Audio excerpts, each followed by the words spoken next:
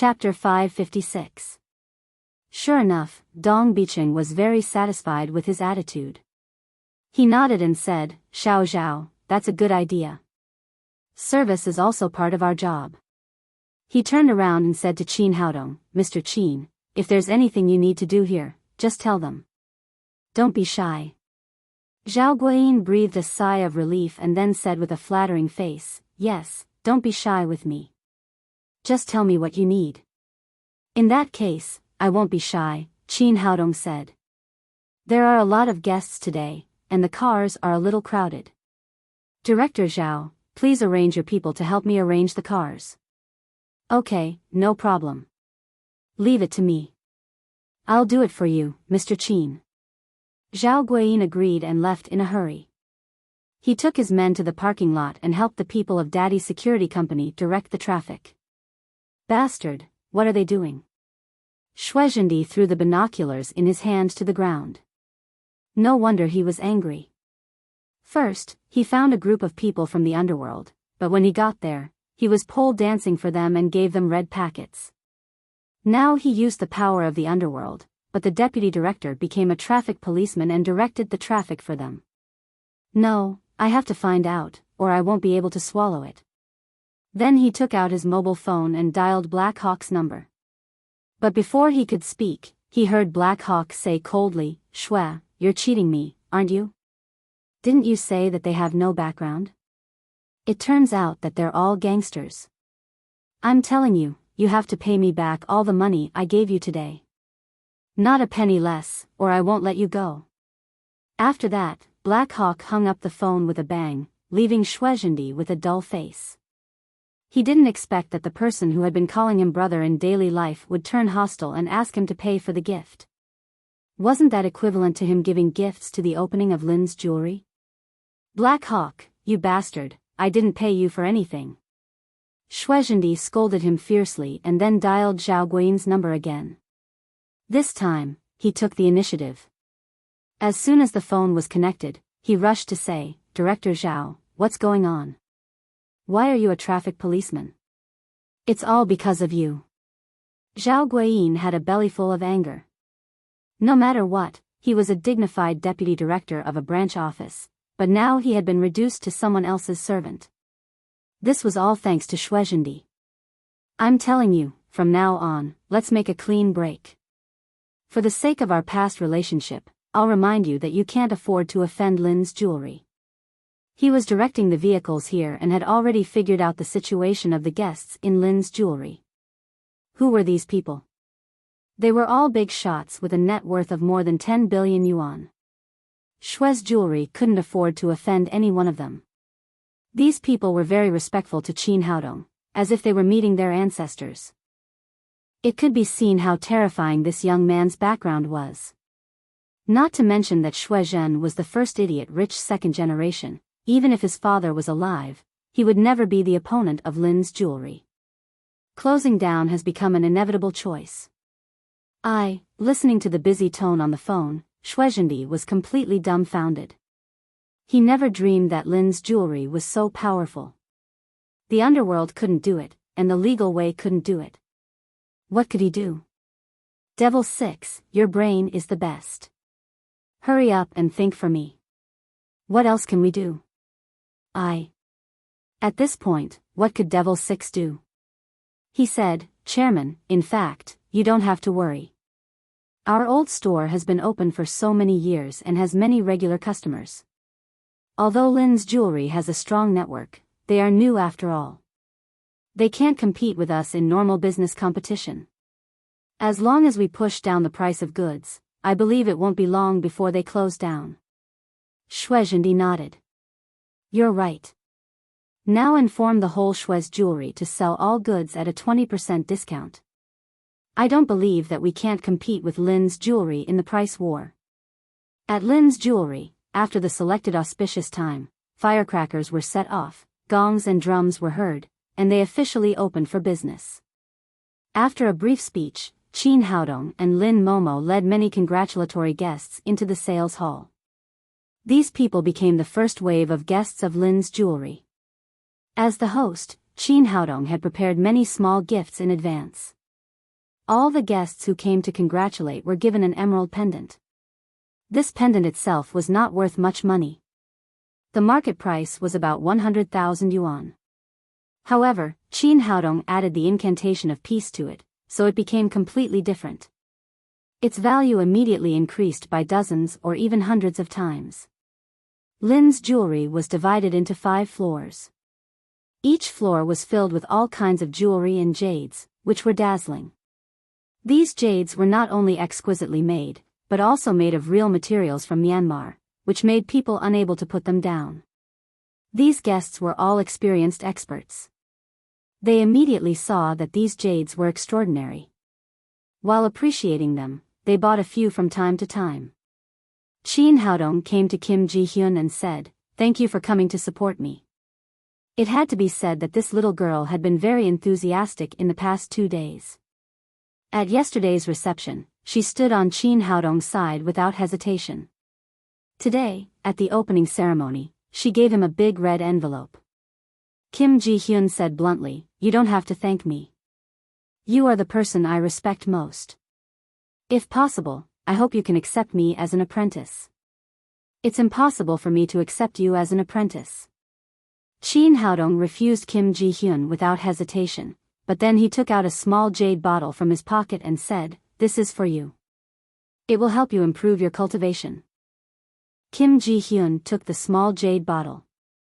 After opening the lid, she saw a crystal clear pill inside. The refreshing fragrance made people feel very comfortable. At first glance, she knew it was not an ordinary pill.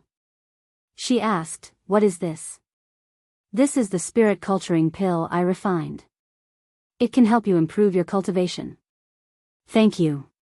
Kim Ji-hyun had no doubt about Qin Haodong's words. She put away the small jade bottle very carefully. Qin Haodong took out another jade pendant and said, "This is for you too." "Thank you." Kim Ji-hyun took the jade pendant and looked at it. She saw a turtle-like monster carved on it. She couldn't help but ask curiously, "This jade pendant is so strange. Why is there a turtle on it?" Qin Haodong said, "In Huaxia, this is not a turtle. It is our divine beast, Black Tortoise. Among the 4 divine beasts, it has the strongest defensive ability. I added some spells to this jade pendant. You can wear it with you. As long as you are not a supreme power master, no one can hurt you." Yesterday, he saw a flash of blood on Kim Ji-hyun's forehead. He calculated with his fingers and knew that this little girl would face a bloody disaster soon, so he specially made this jade pendant as a gift. It could defend against the attacks of masters below the supreme power level. Kim Ji-hyun was also a warrior, so she knew the value of this jade pendant very well. She quickly said, "It's too precious." Qin Haodong said, "It's fate that we met. Nothing else matters. Take it." Although this little girl was from Koryo, she was a good person, so he helped her. "Thank you, Mr. Qin." Kim Ji-hyun carefully tied the jade pendant to her waist. After giving the gift to Kim Ji-hyun, Qin Haodong walked to Maldini Jr. He took a brocade box and opened it. There was an emerald jade carving inside.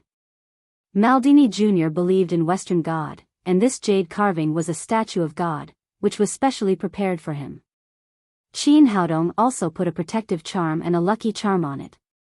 As for the wealth charm, he didn't care. The Maldini family was too rich. If they gathered more money, others would have no way to survive. Maldini Jr. said excitedly, "Dear Qin, thank you very much. I like this gift very much." Qin Haodong took out a small jade bottle with 3 physique-improving pills in it. "This is for Mr. Maldini Sr., I hope he will be healthy." Thank you so much." Compared with the jade statue, Maldini Jr. cared more about Qin Haodong's pills. He put them away as if they were treasures. Although he had given a red envelope of hundreds of millions of yuan today, he still felt that he had made a profit with this bottle of pills. Just as he was about to walk to Yi Qin, Lin Momo hurried over.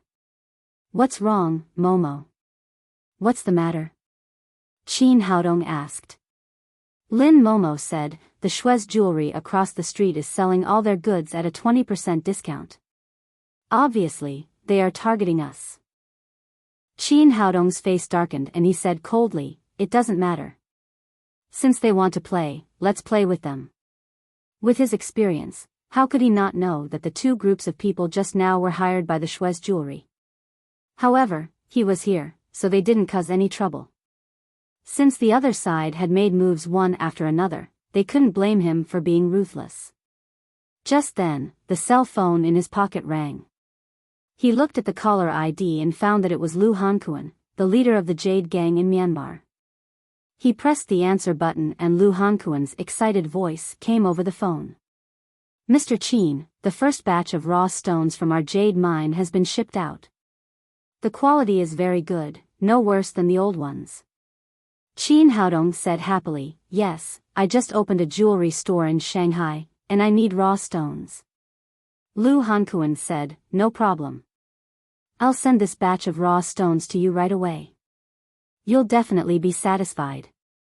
Qin Haodong said, did the Shue's jewelry in Shanghai also take raw stones from you? Of course, as long as the raw stones are from Myanmar, as long as they go out of Myanmar, they must pass through our Jade Gang. Lu Hankuan suddenly realized something and said, Mr. Qin, did the blind Shue's jewelry offend you? Do you want me to stop their raw stone suppliers? As long as you say the word, I promise that the Shue's jewelry will not get a single piece of raw jade stone in the future. Then stop it. It was impolite not to reciprocate. Qin Haodong was not a kind man. Since Shue's jewelry kept playing dirty tricks, he couldn't blame him for taking drastic measures. After hanging up the phone, he told Lin Momo that the raw stone mine had begun to produce, and then said, now we have sufficient raw stone supplies, and it's all free. The Shue's jewelry gives a 20% discount, and we give a 50% discount. Let's see who will have the last laugh in this price war. In fact, the Shue's jewelry had already lost before the business war started. Qin Haodong had such a huge jade mine as his backing. No matter how much he sold, he would make a profit. The Shue's jewelry could not compete with him at all. Lin Momo left with a smile. At this time, Yi Qin, who was wearing a long dress, came over slowly. She said with a smile, little brother, everyone has a gift. Where's your sister? Qin Haodong took out a small jade bottle and gave it to her. He said, of course, I won't forget my sister. This is the energy gathering pill I refined. It can help you break through your current bottleneck. Yi Qin asked in surprise, do you know what my cultivation is now? Chapter 557. Qin Haodong smiled and said, I've practiced a special method that allows me to see other people's cultivation. If I'm not mistaken, you should have been in the 6th level of the Supreme Power Realm for a long time. Little brother, you're really amazing. It's the first time I've seen someone who can see through other people's cultivation after so many years. Yi Qin charmingly glanced at him, then casually opened the jade bottle in her hand, only to see 3 small crystal clear black pills inside. I've been trapped here for a long time. Do these 3 pills really work? Qin Haodong said, it's absolutely no problem. A normal energy gathering pill can help you break through. To be on the safe side, I gave you 3 pills. I forgot that you're the medical sage. Thank you. Yi Qin happily put the small jade bottle into her bag. She had been stuck in this realm for a long time. Now that she finally had the hope of breaking through, how could she not be happy?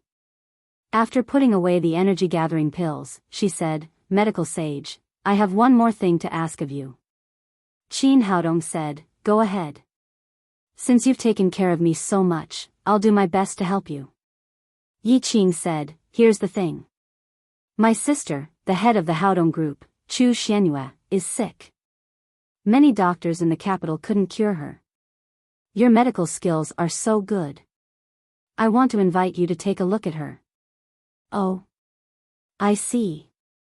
Qin Haodong thought for a moment and said, there's no problem with seeing her, but it's a little troublesome to go to the capital. Can you ask her to come to Shanghai? Yi Qin said, my sister is very sick and it's not convenient for her to move. Moreover, the Haodong group needs someone to control it. I'm here now and it's not convenient for her to leave, so I want you to go to the capital with me.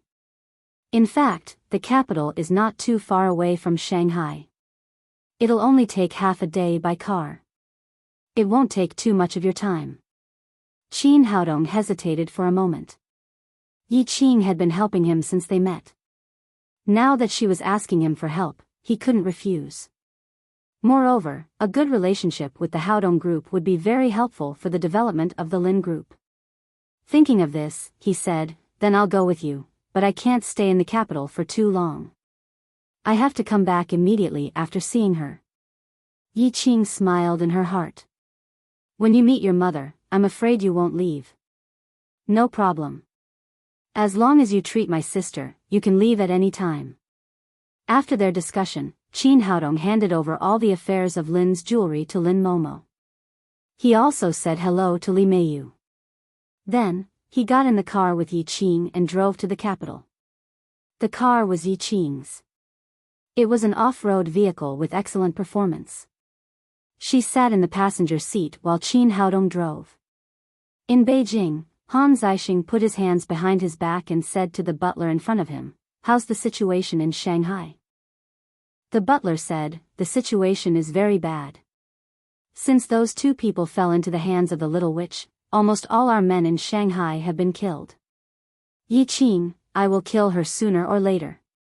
A ferocious look flashed across Han Zixing's face, then he asked, "Did you find out?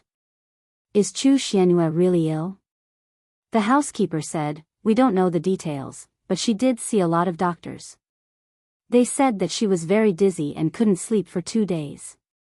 Now her condition is getting worse and she is bedridden." I asked the neurologist who had seen her. He said that Chu Xuanyue's brain nerves are abnormally excited and she has been in an abnormal state for a long time. Then she is really ill. A flash of joy flashed across Han Zixing's face. It's a good opportunity for us. The butler was his confidant. He couldn't help but ask, "Boss, what are you going to do?" Han Zixing said, "Yi Qing is our stumbling block. If it weren't for her, I would have gotten Chu Xianyue into bed long ago. This time, she will definitely come back from Shanghai to visit Chu Xianyue. We will arrange for people to kill her on the way. Without Yi Qing, Chu Xianyue is the meat on my chopping board. I can do whatever I want to her and play with her however I want." The butler said, "Boss, it's easy to kill Yi Qing. But no matter what, Chu Xianyue is also a member of the Chu family. Will we cause the Chu family to fight back if we do this?" Han Zixing said, "You don't have to worry about that. Over the years, Chu Xianyue has been in a bad relationship with the Chu family because of her child. They don't have much contact with each other. As long as I don't kill Chu Xianyue, the Chu family won't do anything." "Got it, boss. I'll do it now." After that, he turned around and left the room. Qin Haodong drove the car and the two of them chatted as they walked. Soon, they were out of the city. He said, "Sister, you are really a martial arts genius. You reached the 6th level of the Supreme Power Realm so quickly." Yi Qing said, "I'm not a genius. To be honest, I didn't get my cultivation by cultivation." Qin Haodong thought she was joking. He said with a smile, "If you didn't get it by cultivation, did you pick it up?" Yi Qing's expression changed. She sighed and said, "It's a long story. In fact, my life is very hard. My parents died when I was young. I became an orphan at the age of 8 and lived on the streets. Later, it was my sister, Chu Xianyue, who adopted me." Qin Haodong said, "Since it was President Chu who adopted your sister, you should call her mother." "Why did you call her sister?" Yi Qing said, "At first, my sister said that she was afraid that I would sound too old if I called her mother, so she asked me to call her sister. Later, I found out that she had a son, but he was lost soon after he was born. She was afraid that I would call her mother, so she asked me to call her sister." "Oh."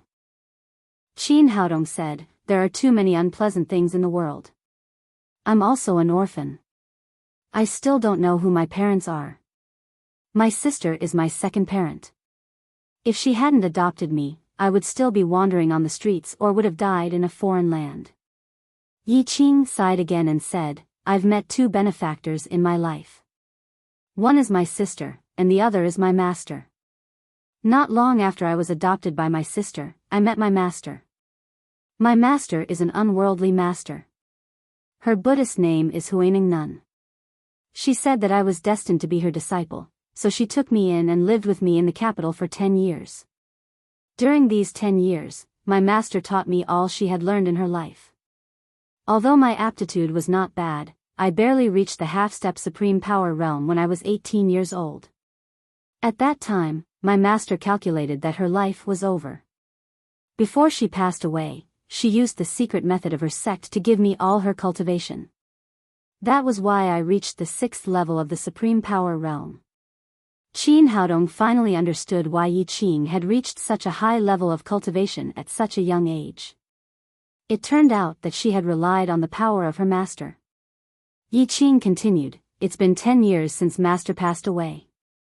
But because my cultivation base was not obtained through hard work and my foundation is weak, I haven't been able to make any progress in the past 10 years and have always maintained my current realm. Qin Haodong said, Sister, don't worry. In the past 10 years, you have completely consolidated your cultivation and are only one step away from breaking through. As long as you take the energy gathering pill I gave you, you will be able to take another step forward. Yi Qing took out a small jade bottle and took out a pill. She said eagerly, Can I try it now? She had been stagnant for 10 years and her desire for a breakthrough was extremely strong. Qin Haodong thought for a moment. With him by her side to protect her, there should be no problem. He said, Yes, sister, don't worry about breaking through. Leave the rest to me. After listening to him, Yi Qing put the seat flat and then sat down cross-legged. After taking a deep breath, she swallowed the energy-gathering pill and began to break through wholeheartedly. Qin Haodong slowed down the car and drove as steadily as possible. In this way, one of them broke through and the other drove. They slowly moved forward. At this time, they were far away from the city and it was late. There were not many cars on the road, so no one came to disturb them. An hour later, Yi Qing's momentum became stronger and stronger. The surrounding spiritual qi of heaven and earth swept toward her like a whirlpool. Qin Haodong knew that she was about to break through, so he chose a flat place on the side of the road to stop the car and let Yi Qing break through with all her strength. About 10 minutes later, Yi Qing felt a loud bang in her mind. Then the genuine qi in her body suddenly soared, like a big river running in her body. She had finally broken through to the 7th level of the supreme power realm. After 10 years of silence, she had finally crossed this threshold, which made her ecstatic. The 7th level of the supreme power realm had a completely different meaning from other realms. Crossing this threshold was equivalent to reaching the late stage of the gold core realm, which was much more powerful than the 6th level of the supreme power realm. After stabilizing her cultivation, she slowly opened her eyes. Qin Haodong smiled and said, Sister, congratulations. You've finally broken through. Little brother, I really want to thank you. Without your pill, I don't know when I would have broken through. Come on, let me kiss you to express my gratitude. She was in a good mood after the breakthrough. She wanted to make a joke with Qin Haodong and tease her younger brother, so she pretended to kiss him. Unexpectedly, Qin Haodong didn't avoid her at all and held her in his arms. Before she could react, Qin Haodong's hand flashed with a golden light and directly cut the door of the off-road car in half. Then he rushed out like a cannonball with her in his arms. At the moment they rushed out, there was a loud bang in their ears. A cold light struck the off-road car like lightning. The solid off-road car was cut in half like tofu. Yi Qing was shocked at first, and then she flew into a rage. She didn't expect that someone would attack her at this time. Fortunately, she had completed the breakthrough. Otherwise, even if she was not cut in half, she would have exploded and died. She stood up from Qin Haodong's arms and looked back angrily. She saw two black shadows standing in the night. One of them was tall, and the other was thin. Each of them was holding a long silver sword in their hands. The two swords of Laoshan, it's you? The two swords of Laoshan were well-known supreme power masters in the martial arts world. They were a couple of cultivators. The man was called Gu Yuqing, and the woman was called Ling Cuizui. Like Yi Qing, they had reached the 6th level of the supreme power realm. Gu Yuqing chuckled and said, "Little witch, I didn't expect that you could come out alive from my sword. You do have some skills." Ling Cuizui said, "But what's the use of that? If we work together, you will be killed by our swords sooner or later. It's better to kneel down and accept your death obediently. It will save us a lot of trouble." Both of them were veteran supreme power masters at the 6th level of the supreme power realm. They had a set of joint sword attacks and had cooperated well for many years, so they didn't take Yi Qing seriously at all. They never dreamed that Yi Qing had successfully broken through to the 7th level of the supreme power realm at that moment. Yi Qing was not a reckless person. She suppressed the anger in her heart and asked coldly, "Who asked you to come? Is it the Han family? Or Han Zixing himself?" The two swords of Laoshan had become the elders of the Han family in the capital many years ago. It was definitely not a coincidence that they worked together now. Chapter 558. Gu Yuqing smiled and said, "You're about to die. Why are you still asking so many questions? Whether it's the Han families or young master's will, you will definitely die today." Ling Cuizui said, "If you really want to ask, go to hell and ask the king of hell." After that, the two of them jumped into the air with great tacit understanding. The long swords in their hands turned into two rays of silver light and slashed at Yi Qing. "You're courting death." Yi Qing turned her wrist and pulled out a soft sword from her waist. It turned into a sharp sword light and went up to meet them. Ding! Ding! Ding! Ding! Her soft sword collided with the long swords of the Laoshan Mountain double swords, making a crisp sound of metal colliding. Then the Laoshan Mountain double swords were shaken and flew backward. Although Yi Qing had just broken through to the 7th level of the supreme power realm, she was still much stronger than a 6th level master. If it weren't for the fact that the Laoshan Mountain double swords were good at joint attacks, there would have been casualties under this sword. Gu Yuqing and Ling Cuizui took a few steps back in succession, their faces full of horror.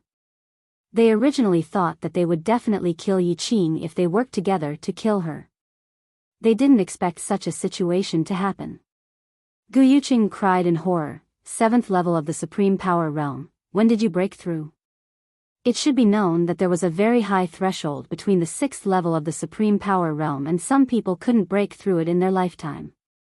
The couple had been stuck here for 7 or 8 years. They didn't expect Yi Qing to be so talented that she had broken through this threshold at the age of less than 30. Do you want to know? Why don't you ask the king of hell? Yi Qing's character was that she would seek revenge for the smallest grievance. If someone punched her, she would cut them with a knife. Otherwise, she wouldn't have been called a witch in the capital. Since the Laoshan Mountain double swords were here to kill her, she would not hesitate to fight back. The soft sword in her hand turned into a sword light that covered the sky and enveloped the couple. Although it was 1 against 2, she still had the upper hand. As her cultivation stabilized, her advantage became greater and greater. This was the strength of a 7th level supreme power realm. The Laoshan dual sword couple complained incessantly. They relied on their joint attack technique to persevere bitterly.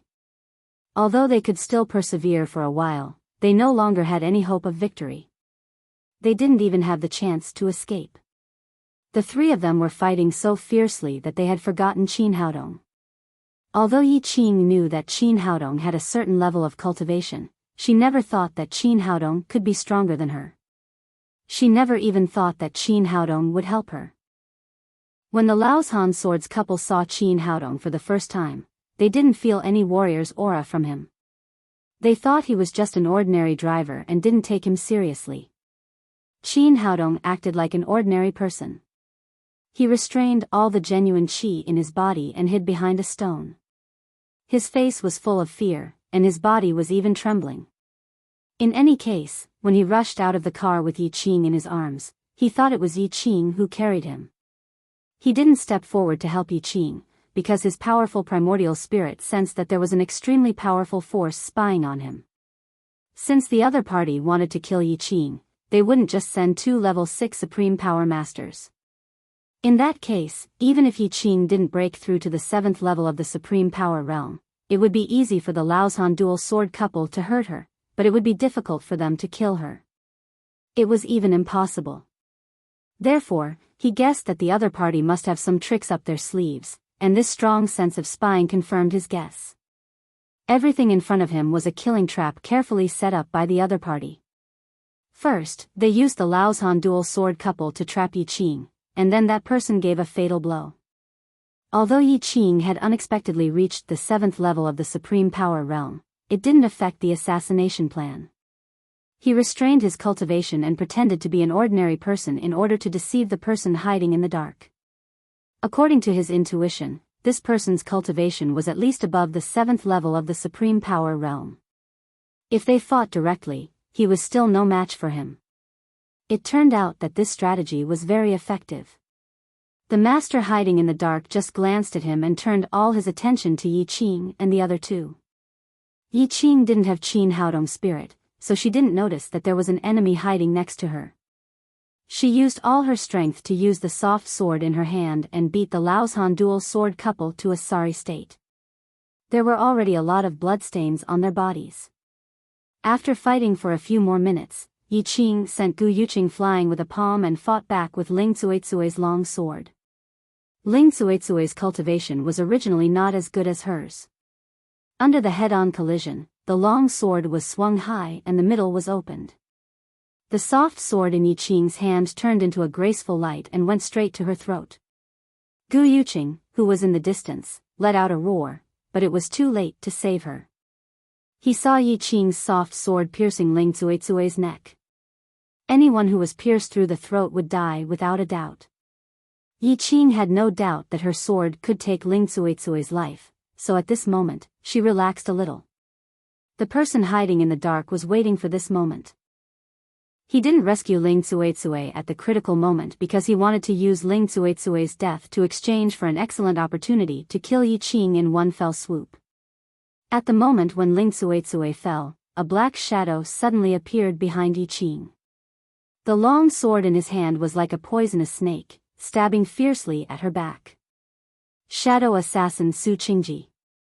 When Yi Qing sensed the danger, she immediately guessed who the person was. It was Su Qingji, the shadow assassin of the Han family in the capital. His cultivation had reached the 7th level of the Supreme Power Realm. He was even more ruthless, which made people's faces change when they talked about him. She didn't expect that Han Zixing would even send him to kill her. Although she understood everything, it was too late. Su Qingji's sword came too fast and silent. In the blink of an eye, it had already reached her back. She could only desperately twist her body, trying to avoid the vital parts of her body. Seeing that he was about to succeed, Su Qingji's mouth showed a touch of contempt. He had been spying in the dark for a long time, using the death of his companion in exchange for an opportunity to kill her. It seemed that everything was within his calculations. In the past, he had relied on this kind of meticulous thinking to succeed in assassinations. Even many strong people with higher cultivation than him had died under his sword. It was a pity that he had missed one person today. It was Qin Haodong, who was shivering behind a stone. He thought he was a mantis preying on a cicada, but he never dreamed that there was an oriole waiting to prey next to him. Qin Haodong had been pretending for a long time, waiting for this opportunity. In terms of assassination ability, nothing was better than a flying sword. At this time, the Xian Yuan sword had quietly floated behind Su Qingji's head. When the sword in Su Qingji's hand pierced Yi Qing's skin, the Xian Yuan sword ran through the back of his head. Yi Qing felt the stinging pain coming from her back. She thought that she would die today. But when she closed her eyes, she heard a clang. Su Qingji's long sword fell to the ground, and then he fell to the ground with a thud. She looked back at Su Qingji and saw a big hole in the back of his head. Red and white blood flowed all over the ground. He was dead. Qin Haodong was standing next to him with a golden long sword in his hand. Gu Yuqing was about to rush over with a long sword in his hand, but when he saw that Su Qingji and Ling Cuizui had died, he was scared out of his wits and turned to run. Yi Qing had just been through the gates of hell. At this time, she was full of killing intent. How could she let him escape? The soft sword in her hand turned into a silver light and shot out, piercing Gu Yuqing's chest in an instant. She went over to pull back the soft sword and kicked Gu Yuqing's body away. She looked back at Qin Haodong and said, "Little brother, I still underestimated you. I didn't expect you to save me twice so quickly." Qin Haodong smiled and said, "It's all a trick." Yi Qing kicked over Su Qingji's body. After confirming his identity, she said, "Do you know who he is?" "He's the famous shadow assassin Su Qingji in the capital. He has killed countless people in his life. Many famous masters have died under his assassination. His cultivation has reached the 7th level of the supreme power realm. Such a ruthless man died under your sword today. How did you do it?" Qin Haodong said, "Of course it was a sneak attack. If I fought with such a master head-on, would have died. When he attacked you, I attacked him. Fortunately, I was a little faster than him. Otherwise, you would have been hurt." Yi Qing glanced at Qin Haodong and felt that this young man was more and more mysterious. If Su Qingji could be attacked by others at will, he would have died 10,000 times. However, everyone had their own secrets. She didn't want to ask too much, so she said, "Who said I wasn't hurt? My back has been stabbed. Hurry up and help me deal with it. Don't leave a scar." Then she turned around. Qin Haodong's eyesight was very good. With the moonlight in the sky, he could see the scene in front of him clearly. Just now, Su Qingji's long sword had pierced Yi Qing's skin, and when it fell, it made another cut. Fortunately, the wound was not deep and was easy to deal with. He took out the golden sore medicine and applied it to Yi Qing's wound. It soon stopped the bleeding and began to scab. Yi Qing felt a coolness on her back, and then the pain disappeared. She couldn't help but say, "Your medical skills are really good. You deserve to be called the medical sage." Of course. When it comes to medical skills, I'm the second in the world. No one dares to be the first. Qin Haodong had absolute confidence in his medical skills. In terms of martial arts cultivation, he still didn't dare to dominate the world, but his medical skills were absolutely unparalleled. Yi Qing moved a little and there was no pain on her back. She said, "Will there be a scar? If there is a scar, it will be ugly. I can't wear a suspender skirt in the future." Qin Haodong shook his head. Women were really strange creatures. They could never forget beauty. "Don't worry. If such a small injury leaves a scar, then my reputation as the medical sage will be ruined." Yi Qing turned around and said with a smile, "If there is a scar, my sister can't get married. Then you will be responsible." Qin Haodong was speechless. If that was the case, the responsibility of being a doctor would be too great. Yi Qing took his arm and came to the front of the off-road vehicle that had been cut in half. She sighed and said, "These bastards destroyed our car. How can we go back?" Qin Haodong said, "We can only find another car. This place was hundreds of kilometers away from Shanghai. If they asked their family to send a car here, it would be too much of a waste of time." Yi Qing said, "But it's in the wilderness. Where can we find a car?" "Leave it to me. I have a way." Qin Haodong came to the side of the road. Although there were often cars passing by, it was too desolate here. No one stopped at all. He took out a stack of banknotes from his pocket, raised his hand and sprinkled them on the road. He let the banknotes cover the road, and then took Yi Qing to hide behind a tree. At this time, a Passat drove over. When it saw the banknotes on the road, it immediately braked and stopped on the side of the road. A middle-aged driver jumped out of the car and picked up a few banknotes. After confirming that they were real banknotes, he immediately picked them up with a smile. He was happily picking them up. Suddenly, there was a roar of a motor behind him. Qin Haodong and Yi Qing had already gotten into his Passat. The middle-aged driver suddenly panicked. He hurriedly chased after the car and shouted, "My car, give it back to me. I'll buy your car." The window opened and 2 thick bundles of Huaxia currency were thrown over. He picked them up and saw that they were real Huaxia currency, 200,000 yuan. Chapter 559. The middle-aged driver stopped in his tracks and chuckled with the 2 currencies in his hands. He had been driving this car for several years. If he took it to the second-hand car market, it could be sold for 100,000 yuan at most. Now that someone offered him 200,000 yuan, he got a big bargain. How could he not be happy?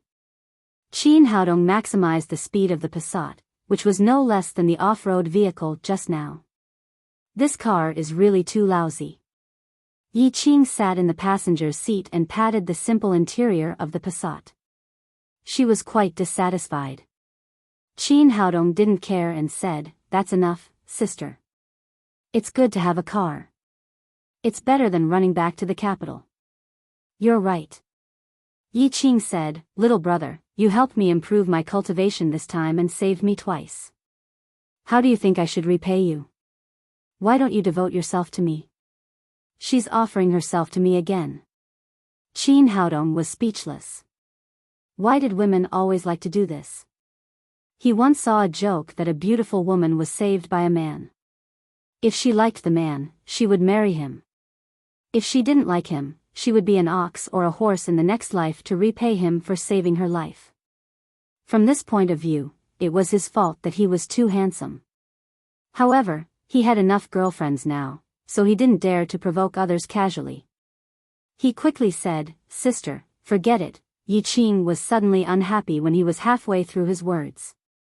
She said discontentedly, "What? Do you think I'm old and not pretty?" "No. Absolutely not."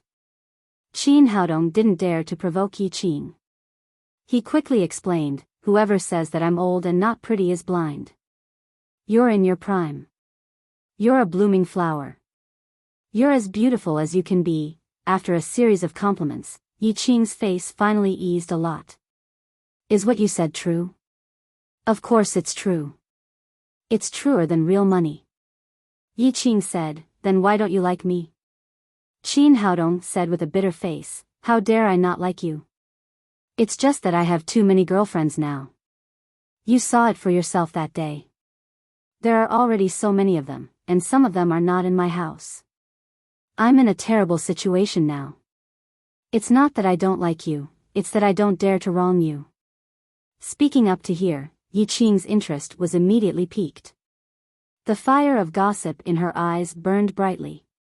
"Little brother, then tell me, just how many girlfriends do you have?" "I can't say for sure. I'm not sure yet." Qin Haodong didn't want to be questioned by her, so he changed the topic and said, "Sister, who were those 3 people just now? Why did they want to kill you?"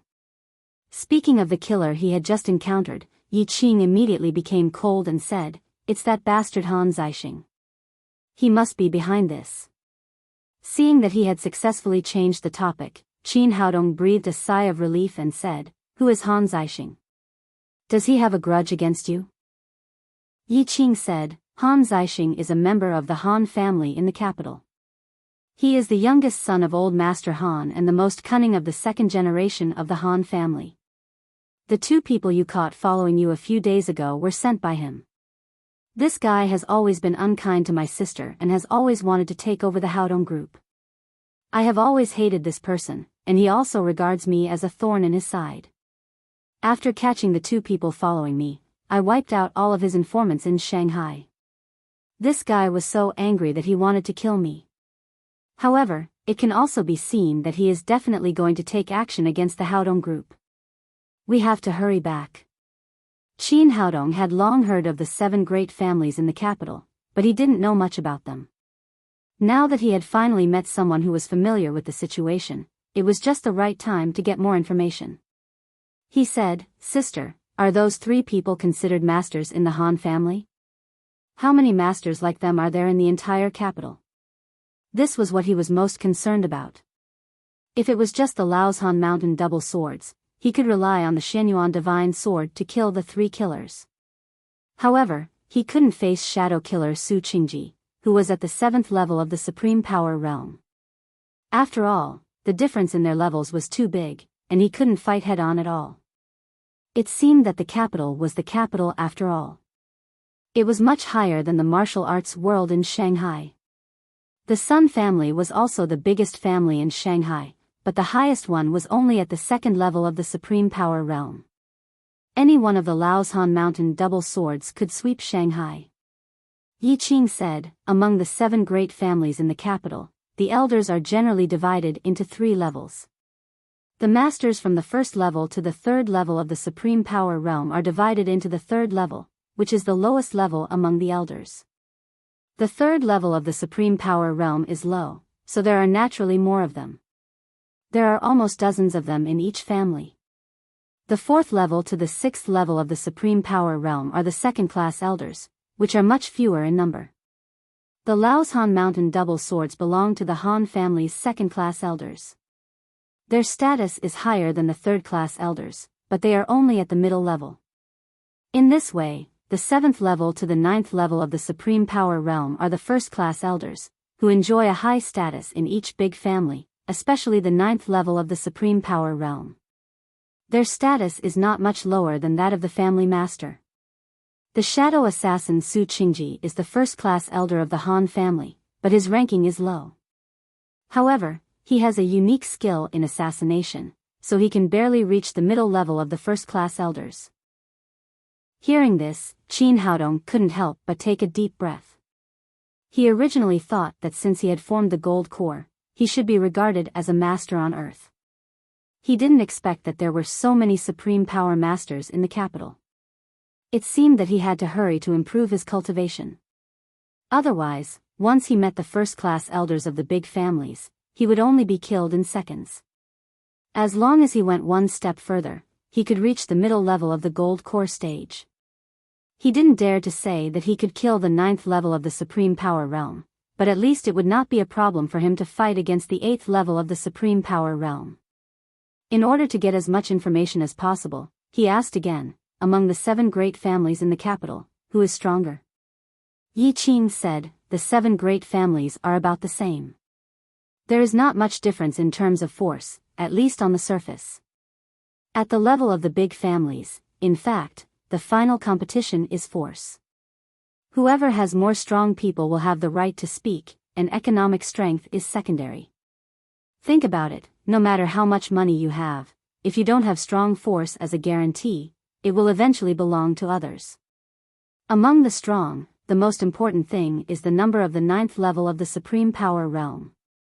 A 9th level of the Supreme Power Realm is more important than 10 8th level of the Supreme Power Realm. The 7 great families in the capital have been in a state of balance for many years. Almost all of them have 2 9th level of the Supreme Power Realm. As for whether there is any hidden power, I don't know." Qin Haodong asked, "Is there no one who is stronger?" "Not yet." Yi Qing said, 20 years ago, there was a rare genius in the Qin family, Qin Zongheng. He showed amazing talent in martial arts and was known as the strongest person who was most likely to break through the bottleneck of the Supreme Power Realm and reach the Saint Realm. It's a pity that the Qin family was too eager for quick success. They had to control Qin Zongheng's marriage and formed an alliance with the Yan family. In the end, Qin Zongheng ran away from home in a rage and there is no news of him until now. Qin Haodong he suddenly thought of a question and asked, "How is the Haodong group compared to the Han family?" "There's no comparison." Yi Qing shook his head and said, "Although the Haodong group is financially powerful, it can only be called a group in the end. It can't be called an aristocratic family because it doesn't have a matching force to protect it.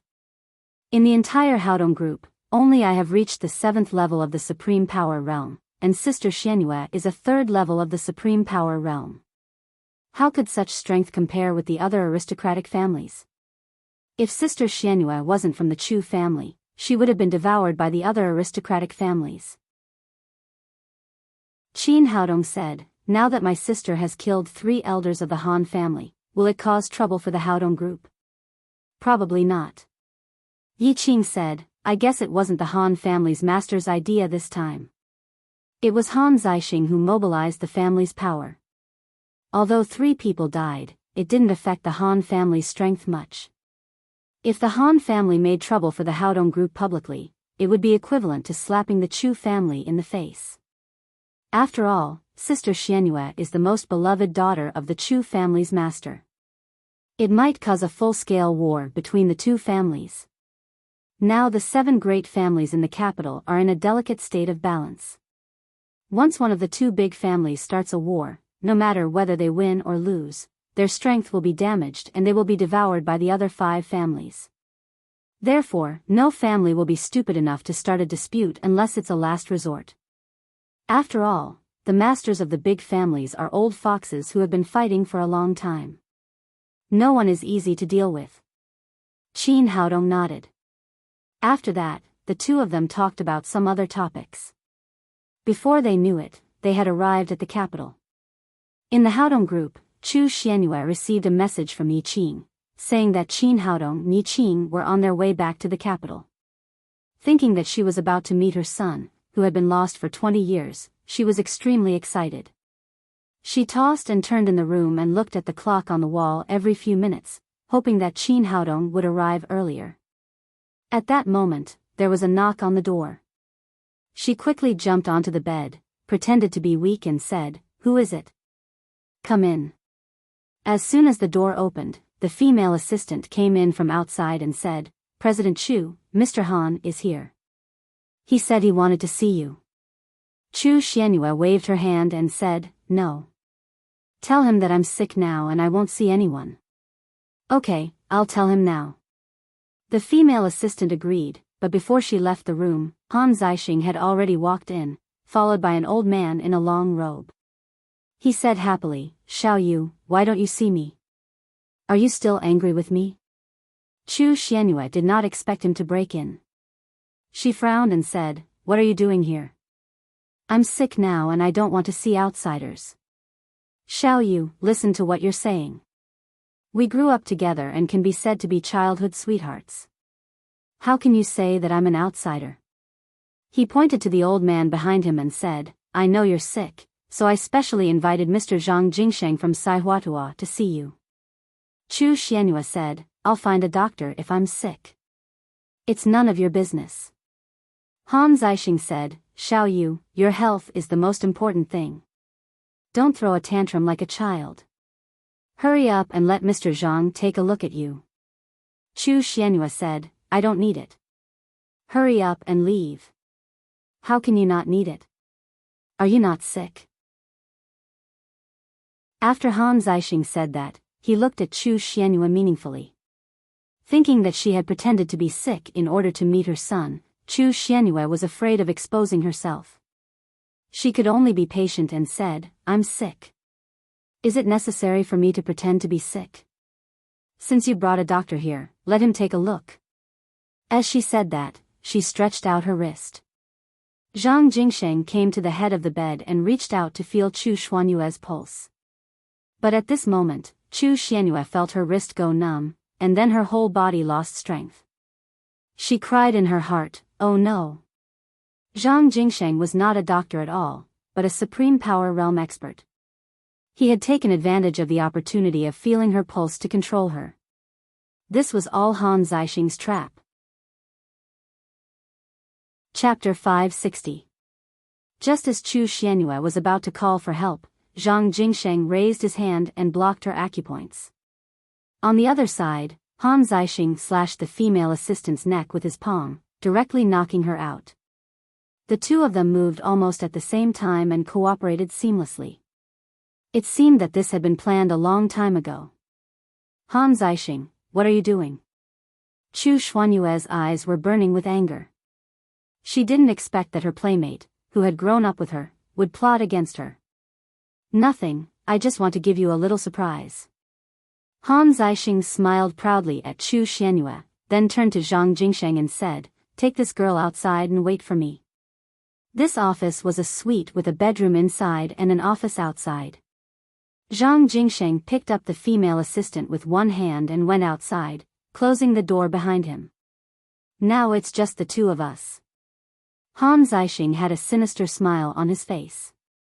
His obscene eyes kept wandering around Chu Xuanyue's body. "Han Zixing, you bastard, what the hell are you doing? Let me go." "You bitch, shut up." Han Zixing's expression instantly changed and he roared angrily, "Can you blame me? You forced me to do what I did." He raised his hand and pointed to the photo of Qin Zongheng at the head of the bed and shouted angrily, "It's been 21 years. That man has disappeared for 21 years. There's no news at all. I don't even know if he's dead or alive, but you still miss him every day. A living person like me is right in front of you. I try my best to make you happy every day, but you don't even look at me. Don't you think you're a bitch? Since you're a bitch who doesn't know what's good for you, then I'll treat you like a bitch. Today, I'll have sex with you first, then I'll take over the Haodong group. Let's see if you can escape from me again." Chu Xianyue said angrily, "I heard that you have bad intentions towards the Haodong group, but I didn't believe it. It turns out that you're really ambitious. Your kindness to me is fake. Your purpose is to get the Haodong group." Han Zixing smiled viciously and said, "You're wrong. Back then, you were the most beautiful woman in the capital. Although you're a little old now, I don't mind. I still want to have sex with you. I want women, and I also want the Haodong group. I deserve the beauties and the money. As long as I can get the Haodong group and bring a lot of money to the Han family, my father will definitely look at me in a different light. At that time, the position of the family head will be mine." Chu Xianyue scolded, "Han Zixing, you bastard. If I had known this would happen, I would have listened to Shao Qing and drawn a line with you." "Are you talking about that bastard you picked up?" Han Zixing said with a ferocious expression, "Let me tell you, from today on, you will never see that girl again. Just before I came here, I sent someone to send her on her way." "What? You actually sent people to assassinate little Qing? Stop it right now and call him back. Otherwise, I won't let you off." Knowing that Shao Qing was going to be assassinated and that Qin Haodong, who was with her, might also be in danger, Chu Xianyue was going crazy. One of them was her adopted daughter, and the other was her own son. They were the most important people in her life. She couldn't let any of them get hurt. She struggled desperately, but unfortunately, Zhang Jingsheng's cultivation was above hers. Her acupoints were tightly sealed. No matter how many times she struggled, she couldn't break through the sealed acupoints. "Xiaoya, I really don't know how you maintain your looks. There are no wrinkles on your face and your figure is so good. No one would believe that you're in your 40s. Han Zixing's greedy eyes swept over Chu Xianyue again. He said with a lewd smile, "Do you want me to let that girl go? That's fine.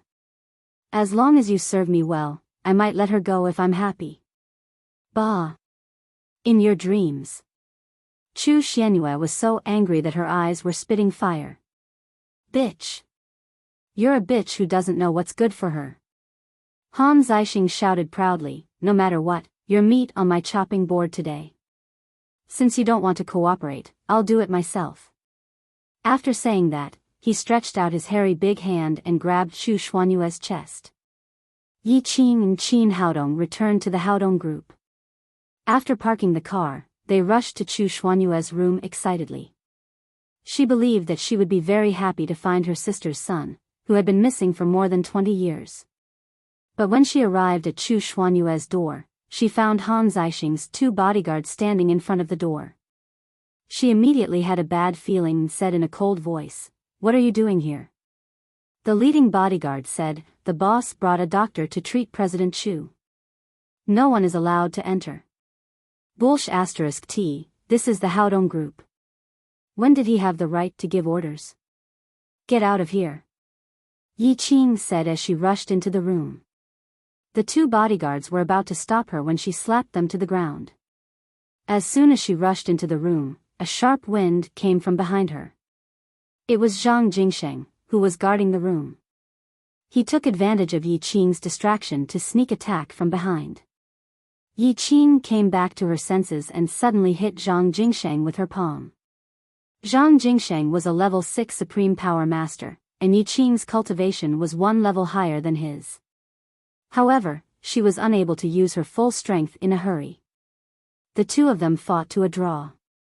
Seeing that Han Zixing had arranged such a master here, Yi Qing realized that things were not good. She shouted to Qin Haodong, "I'll deal with this old thing. You go and save my sister." Even if she didn't shout, Qin Haodong would still move. He slammed open the bedroom door. Han Zixing's outstretched right hand hung in the air. Seeing someone break in, he was shocked at first and then said angrily, "Who are you? Who let you in?" Seeing the situation in front of him, Qin Haodong had already guessed what was going on. He said coldly, "It doesn't matter who I am. The key is to teach you a lesson, you beast. You're courting death." Han Zixing was also at the second level of the Supreme Power Realm. He did not feel any aura of a warrior from Qin Haodong. He unscrupulously grabbed Qin Haodong's neck. However, just as his hand stretched out halfway, he felt a strong force hit his chest. His body flew out as if he had been hit by a cannonball and hit the wall of the bedroom with a bang. "Oh no, this kid is a master." Han Zixing was beaten to the point that he almost vomited blood. He never dreamed that this young man's cultivation would be above his.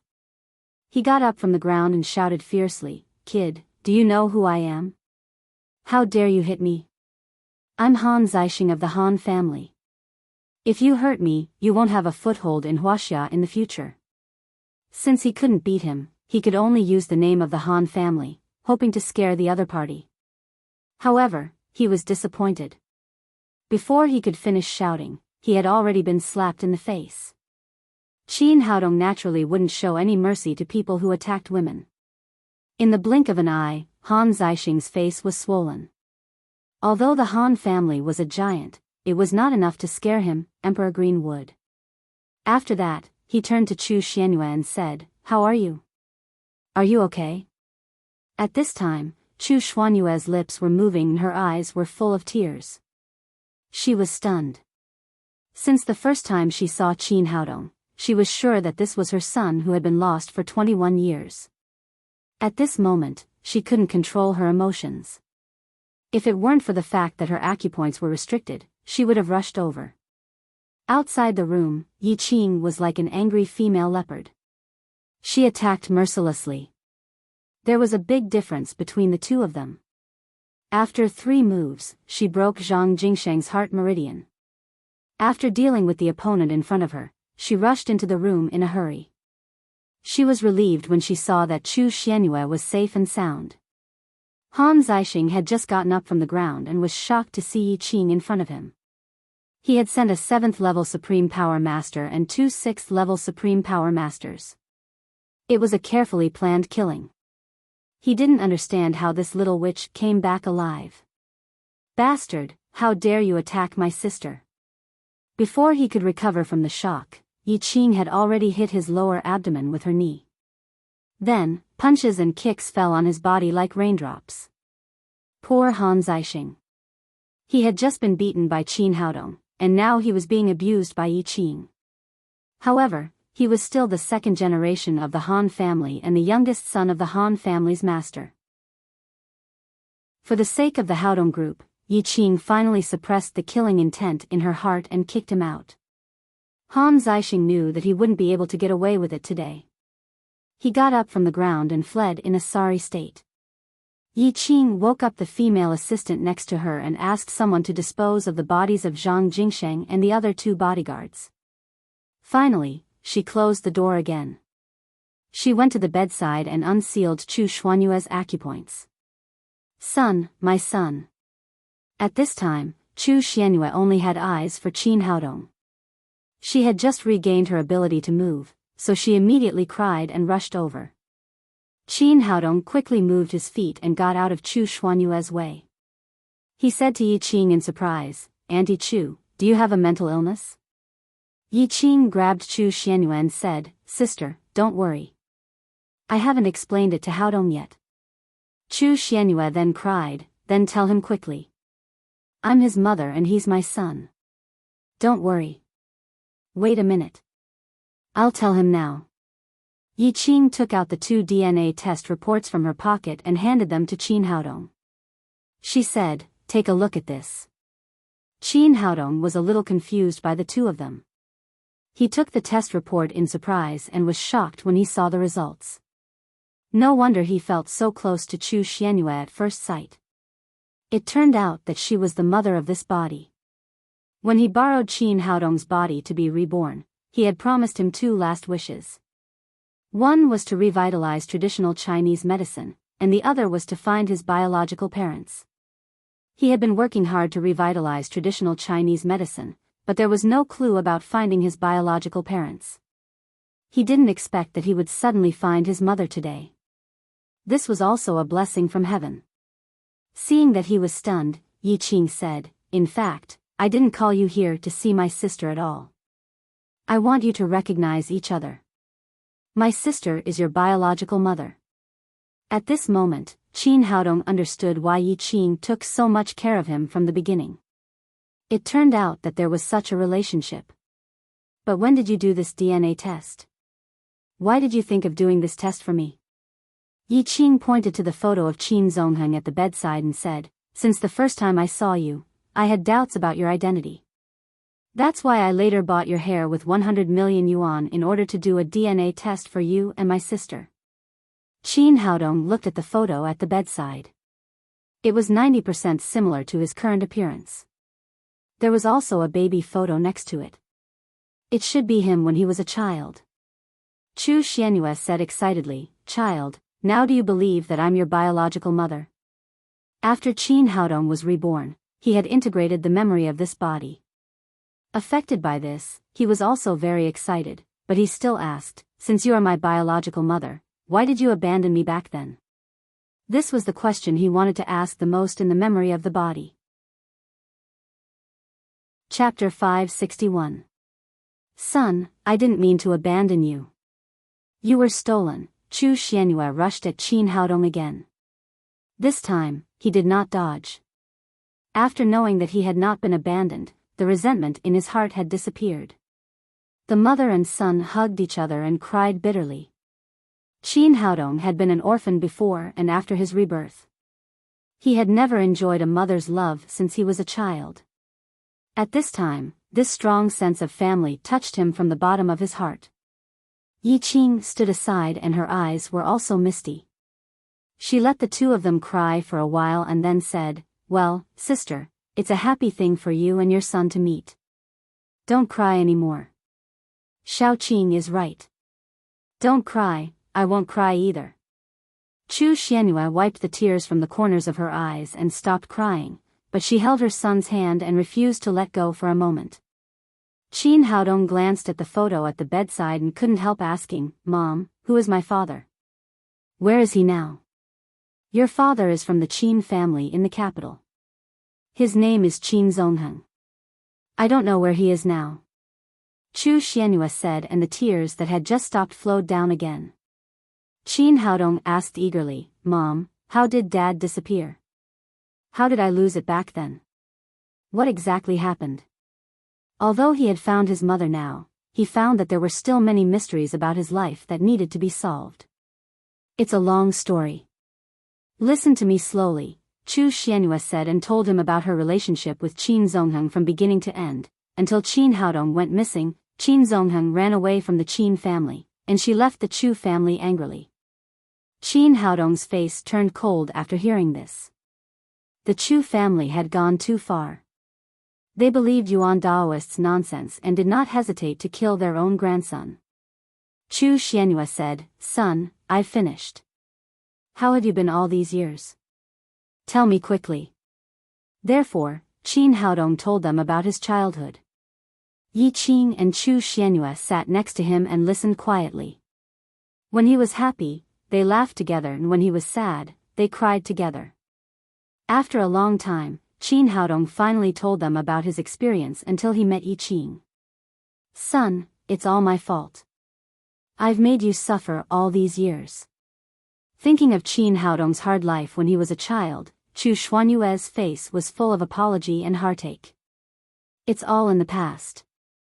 It's not a big deal. Qin Haodong didn't want to see his mother sad, so he changed the topic and said, Mom, you are so beautiful. You must have been a famous beauty in the capital, right? Yi Qing said, Of course, sister was one of the 2 flowers in the capital, a famous beauty and talented woman. Qin Haodong said, Mom is definitely a great beauty now, not to mention back then. Chu Xianyue touched his cheek and smiled. Not now.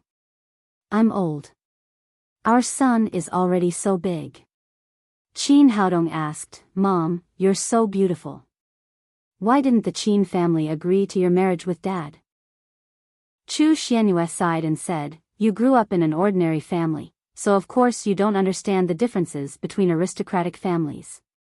The marriage of the descendants of aristocratic families did not depend on whether the other party was agreeable or not, but on how much benefit the other party could bring to the family. Your father used to be a rare genius of the Qin family. He reached the supreme power realm at the age of 18, and the whole family had high hopes for him. However, the Qin family and the Chu family had always been on bad terms, but they had a tacit understanding with the Yan family. Coincidentally, the Yan family also had a peerless genius, Yan Feifei, who was 16 years old at that time. At that time, Yan Feifei and I were called the 2 flowers in the capital. Apart from our appearance, I was good at business management, while she was more outstanding in martial arts. At the age of 16, she was already half a step to the supreme power realm.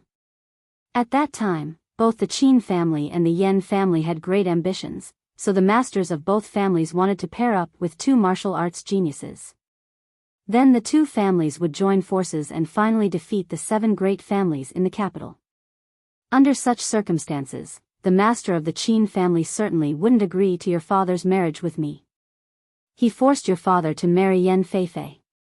In the end, your father ran away from home angrily and there's no news of him now. Hearing this, Qin Haodong sighed and said, These big families really have no human feelings and reason. A forced marriage harmed 3 people. Not only did you and father suffer, but even Yan Feifei became a victim. Chu Xianyue said, By the way, if you meet Yan Feifei in the future, you must stay away from her. Qin Haodong said, Why? It was the Yan family who forced her to marry my father. What does it have to do with me? Chu Xianyue sighed and said, After your father ran away from the marriage, Yan Feifei's temperament changed greatly. She felt that brother Zongheng had humiliated her, so she immersed herself in martial arts all day long. She swore that one day she would take revenge on your father.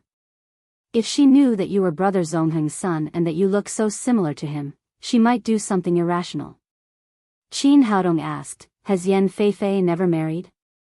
Chu Xianyue said, No, after your father left, she returned to the Yan family and publicly announced to the whole capital that if she didn't kill Qin Zongheng, she would not marry in this life. Qin Haodong exclaimed, Isn't that a little too extreme? Yi Qing said, In fact, she is also a pitiful person.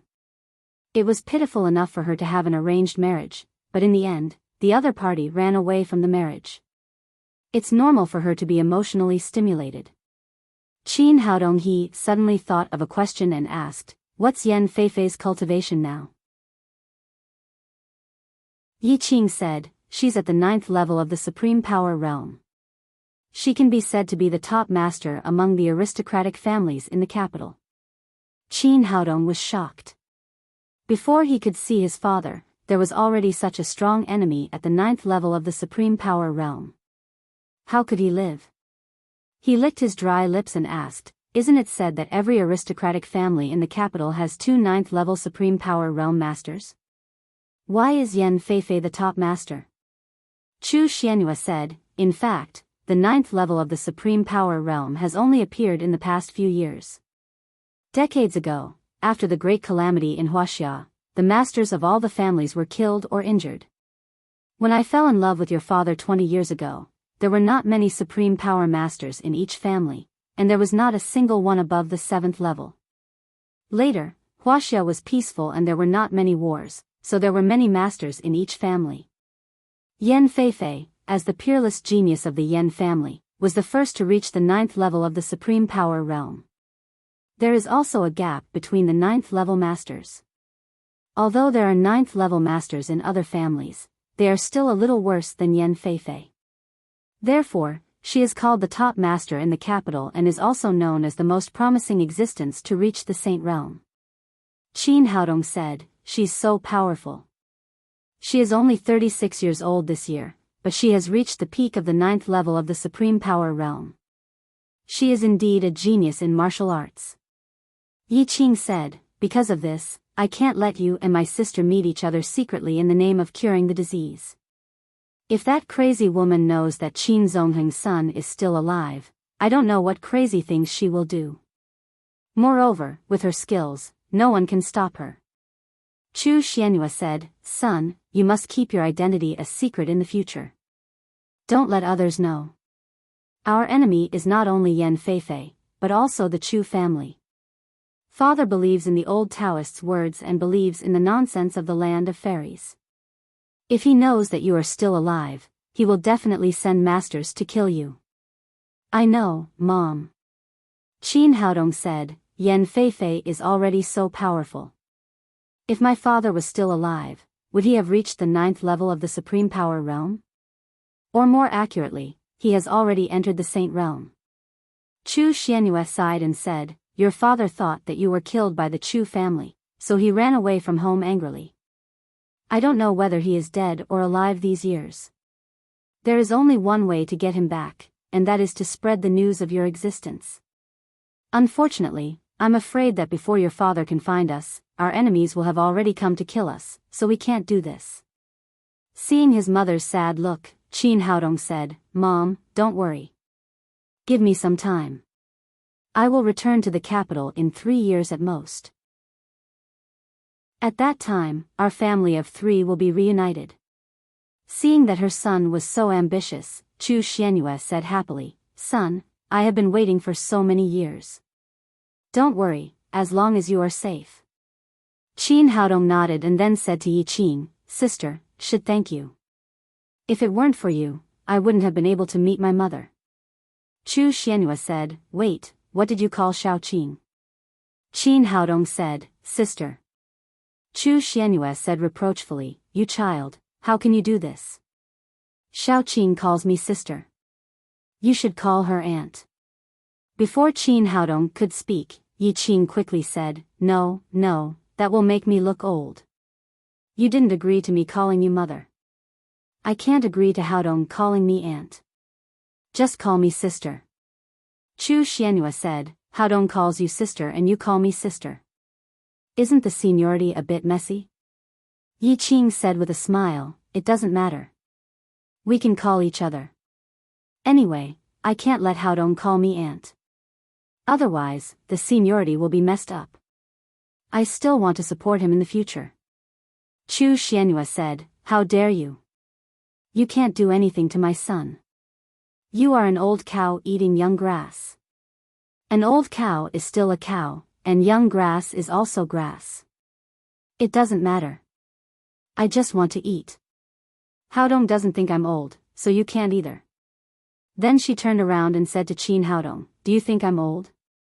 You and Mom will always be young in my heart. You will never be old." Qin Haodong was very grateful to Yi Qing. For so many years, Chu Xianyue had been far away from the Chu family and his father was not by her side. It was this girl and his mother who had gone through the most difficult days together. Yi Qing said to Chu Xianyue proudly, "Look, Haodong doesn't dislike me." While the 3 of them were talking and laughing, Qin Haodong suddenly thought of a serious problem. Including the person just now, we have already killed 4 elders and masters of the Han family. Will they take revenge on our Haodong group? The smile on Chu Xuanyue's face immediately disappeared. Mother and son were reunited. They were so happy just now that they had forgotten about the Han family. Yi Qing also became serious. Now they had killed 3 level 6 Supreme Power Masters and a level 7 Supreme Power Master of the Han family. They had also beaten Han Zixing like a dog. This matter would not be easy to resolve. Even if the Han family did not come forward to investigate, Han Zixing would not let it go. After a while, Chu Xianyue said, "Don't worry. At most, I will go back to the Chu family tomorrow. As long as my father is willing to help, the Han family will not dare to do anything to us." "No." Yi Qing immediately objected, "I fell out with the Chu family because of Haodong. I haven't been back for so many years. How can I give up my dignity because of this matter? I killed all the people of the Han family.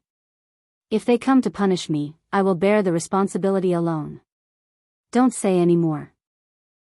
Listen to me on this matter. You are all my children.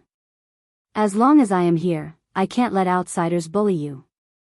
Chu Xianyue eased her tone and said, "In fact, it's not a big deal. After all, he is my father. I just need to apologize." Chapter 562. Yi Qing said anxiously, "Sister, you left the Chu family with the threat of death. If you go back now, the master of the Chu family will definitely put you under house arrest. Then you will never be able to leave the Chu family." Chu Xianyue smiled and said, "So what? The Chu family is my home. I grew up there. Even if I can't leave, it doesn't matter. Just treat it as going home. As long as you and your brother are safe." "Absolutely not. You just met Haodong and his mother. If you go back to the Chu family, you will never see each other again. I will take responsibility for the Han family alone."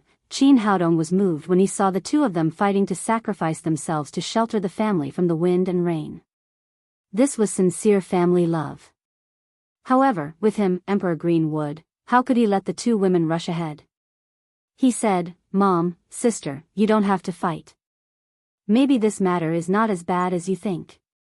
These things were all caused by Han Zixing alone. He lost 4 great elders in one day. I guess he won't dare to let the Han family know in a short time. We can wait and see." Well, that's also a way. Just as Yi Qing had said, Chu Xianyue had just reunited with her son. If it was not a last resort, she would naturally be reluctant to separate. Qin Haodong said, "Mom, we talked all night. It's already dawn. Let's take a rest first. I'm also tired. Is there a spare room? I want to sleep for a while." Chu Xianyue said, "You're tired. Then you can sleep here with me." She didn't know if she would be imprisoned when she returned to the Chu family, so she didn't want to be separated from her son for even a moment. Qin Haodong still had things to do, so he naturally couldn't be with Chu Xianyue. He said, "I can't sleep well with you, and it will also affect your rest. I'll find an empty room to sleep for a while. Let's talk at noon." "Well, you go to sleep first. I'll cook something delicious for you at noon." Chu Xianyue turned to Yi Qing and said, "Take your brother to rest first." There were many empty rooms in the Haodong group, so Yi Qing directly took him to another room to rest. After Yi Qing left, Qin Haodong did not rest. Instead, he instantly fell into deep thought. At present, the Han family was definitely a colossus for him. Not to mention 2 9th-level Supreme Power Masters, he couldn't even fight against a 7th-level Supreme Power Master. How could he make the Han family let this matter go and not dare to retaliate against the Haodong group in the future? This was indeed a very difficult matter. There was also Han Zixing. First, he tried to assassinate Yi Qing, and then he offended his mother. This kind of person must not be allowed to live in this world. He put his hands behind his back and walked around the room a few times. Suddenly, he thought of a good idea that could solve all the problems. Although his current cultivation had not reached the peak, he had a set of mysterious spells that others could not reach and 500 years of cultivation experience. As long as he used them properly, he would be able to intimidate the Han family. Even the 7 major families in the capital would not dare to provoke the Haodong group. Having made up his mind, he called Chi-wan-er. Chi-wan-er was sleeping. She grabbed the phone in a daze and saw that it was Chin Haodong calling. She quickly pressed the answer button and said in a lazy voice, "You're calling me so early. Do you miss me? I have something urgent to do. Hurry up and help me find Han Zixing's phone number. It's best to locate him." "Why do you want to find him?" Chi-wan said as she got up from the bed and turned on the laptop next to her. "I have something to talk to him about." In order not to make Chi-wan worry, Chin Haodong did not tell her his real plan. Chi-wan took the computer, and her fingers began to click. She continued, "Haodong, I'm telling you, the capital is not like Shanghai. There are many masters there. You must be careful, especially the 7 major families. With your current strength, you can't afford to provoke them. If you encounter any problems, you can tell me. I can ask my father to help you." Although he knew that Chi-wan was the eldest daughter of the Qi family and had a high status, families like the 7 major families in the capital were more interested in benefits. They would never offend the Han family because of Chi-wan-er's words. Moreover, even if the Qi family was willing to help him, it could only temporarily suppress the problem. It could not fundamentally solve the threat from the Han family. Chin Haodong said, "No need. You just need to help me locate Han Zixing. I can solve the rest myself." "Got it." Chi-wan-er's hacking skills were absolutely good. She quickly found Han Zixing's mobile phone number. At the same time, she used the mobile phone signal to draw a trajectory map and send it to Chin Haodong. Since leaving the Haodong group last night, he has been in the capital's central hospital. He hasn't left yet. Hearing this, Chin Haodong secretly breathed a sigh of relief. Han Zixing would definitely not use his mobile phone to report such a big thing to his family. Since he had not returned to the Han family, the news had not been reported to the Han family. "Send me the Han family's location map." "Okay, I've sent it." Chi-wan then asked, "Haodong, what are you going to do? You're not going to the Han family, are you?" "Don't worry, I won't rashly go to the Han family. I'm just waiting for Han Zixing in front of the Han family's door." Chin Haodong said, "Help me monitor Han Zixing's movements. Tell me when he leaves the hospital." He hung up the phone, took a pen and paper, wrote a note, and put it on the bedside table. It means that he's too excited to sleep. It's his first time in the capital and he wants to go out for a walk. Tell Chu Xianyue and Yi Qing not to worry. He'll be back soon. After he finished writing, he opened the window and jumped down from upstairs, landing on the ground silently like a leaf falling from the sky. After leaving the Haodong group, he took a taxi and went straight to the Han family's location. Like the big families in Shanghai, big families like the Han family were generally far away from the hustle and bustle of the city and lived in a huge manor on the outskirts of the city. Half an hour later, Chin Haodong got out of the car and stopped about 500 meters away from the Han family. He looked at the huge manor. It was built against the mountain and should have covered an area of more than 100 acres. The decoration was not as luxurious as that of the big families in Shanghai, but it looked more simple and imposing, full of power. He chose a hidden spot next to it and set up a simple invisibility formation. Then, he sat cross-legged, took out a jade talisman from his pocket, and began to make talismans. Talismans were also divided into grades. The lowest grade was drawn with yellow paper and cinnabar. The advantage of this kind of talisman was that it was low in cost and relatively simple to draw. The disadvantage was that the amount of heaven and earth spirit qi it contained was too little, so the effect was very poor. The relatively better talismans were drawn with jade talismans. Jade could contain more heaven and earth spirit qi, so the level of the talisman made was higher. At the same time, the difficulty increased exponentially. A large number of raw materials were needed. Fortunately, Chin Haodong had prepared a large number of emerald jade pieces in his storage ring, so he did not have to worry about the materials. An hour later, he destroyed dozens of jade talismans in succession, but he also had a few crystal clear high-level talismans in his hands. According to his plan, he prepared 3 invisibility talismans. Each one could provide him with 3 minutes of invisibility. It could hide all the aura of the user and block the sight of others. In addition, there were 2 heaven ascension talismans, 3 wind talismans, and 1 thunder talisman. The wind talisman could increase the user's speed and move like the wind. The thunder talisman could make the user's voice sound like thunder. The heaven ascension talisman could make the user walk in the air and reach the sky step by step. Of course, the height was limited. It could reach a height of up to 100 meters. After putting away the talismans that he had made, he took out a mirror and a disguise medicine. He began to tidy up his appearance in the mirror.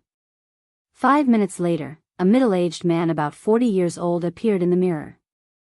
However, his appearance had not changed much. In comparison, he looked more like Qin Zongheng, who was at the head of Chu Xuanyue's bed. Qin Haodong nodded with satisfaction in the mirror. Then, he took out a robe and changed his clothes. He was almost ready. At this time, the phone next to him rang. It was Qi Wan-er. After answering the phone, he heard Qi Wan-er say, Han Zixing has left the central hospital and is heading in the direction of the Han family's manor. He will arrive in about 20 minutes. A sneer appeared at the corner of Qin Haodong's mouth. He's finally here. This road was built by the Han family for their own manor. There were very few vehicles on the road. About 20 minutes later, a Maybach sports car appeared in his sight. The driver was Han Zixing. Han Zixing had been beaten black and blue yesterday. Although he did not have serious internal injuries, he looked very miserable. In order to save face, he did not return to the Han family. Instead, he was treated in the hospital. He thought about it for a whole night. This time, under his plan, 4 great elders had been killed in succession. One of them was the shadow assassin Su Qingji, who had reached the 7th level of the supreme power realm. With so many people dead, it was impossible to hide it. After hesitating again and again, he decided to confess to the old man of the Han family. When he thought of Yi Qing and the toy boy who had suddenly appeared, he gnashed his teeth in hatred. They dared to beat him up. This time, even if he was punished by the family rules, he would make the Haodong group pay the price. He had to let them know that the Han family could not be provoked by anyone. While he was thinking, he suddenly saw a figure appear in the middle of the road. This person was wearing a long robe. He was tall and his back was facing the incoming car. Han Zixing was holding back his anger at this time. When he saw someone blocking his way, he immediately rolled down the window and scolded, "Who the hell are you? Are you crazy? Get out of my way. Do you believe that I won't kill you?" Hearing the scolding, the man slowly turned his head. When he saw the man's appearance clearly, Han Zixing was suddenly stunned. He stammered, You are Qin Zongheng?" Although it had been 21 years, Qin Zongheng had been powerful in the capital and everyone knew him. As the young master of the Han family, Han Zixing naturally recognized Qin Zongheng. Qin Zongheng. However, there had been no news of Qin Zongheng in the past few years. He thought that he was dead, so he dared to plot against Chu Xuanyue. If Qin Zongheng was still alive, he would not dare to do so. However, the person who had disappeared for 21 years appeared in front of him, which shocked and frightened him. If it were not for the bright sun, he would have thought that he had seen a ghost. This Qin Zongheng was naturally Qin Haodong in disguise. He looked at Han Zixing coldly and said, "It's rare that you still recognize me after so many years." When he spoke, he used a special cultivation method to change his voice, making it sound more mature and calm, without any flaws. "Yes. I recognize you. What do you want from me?" Han Zixing had just bullied Chu Xuanyue.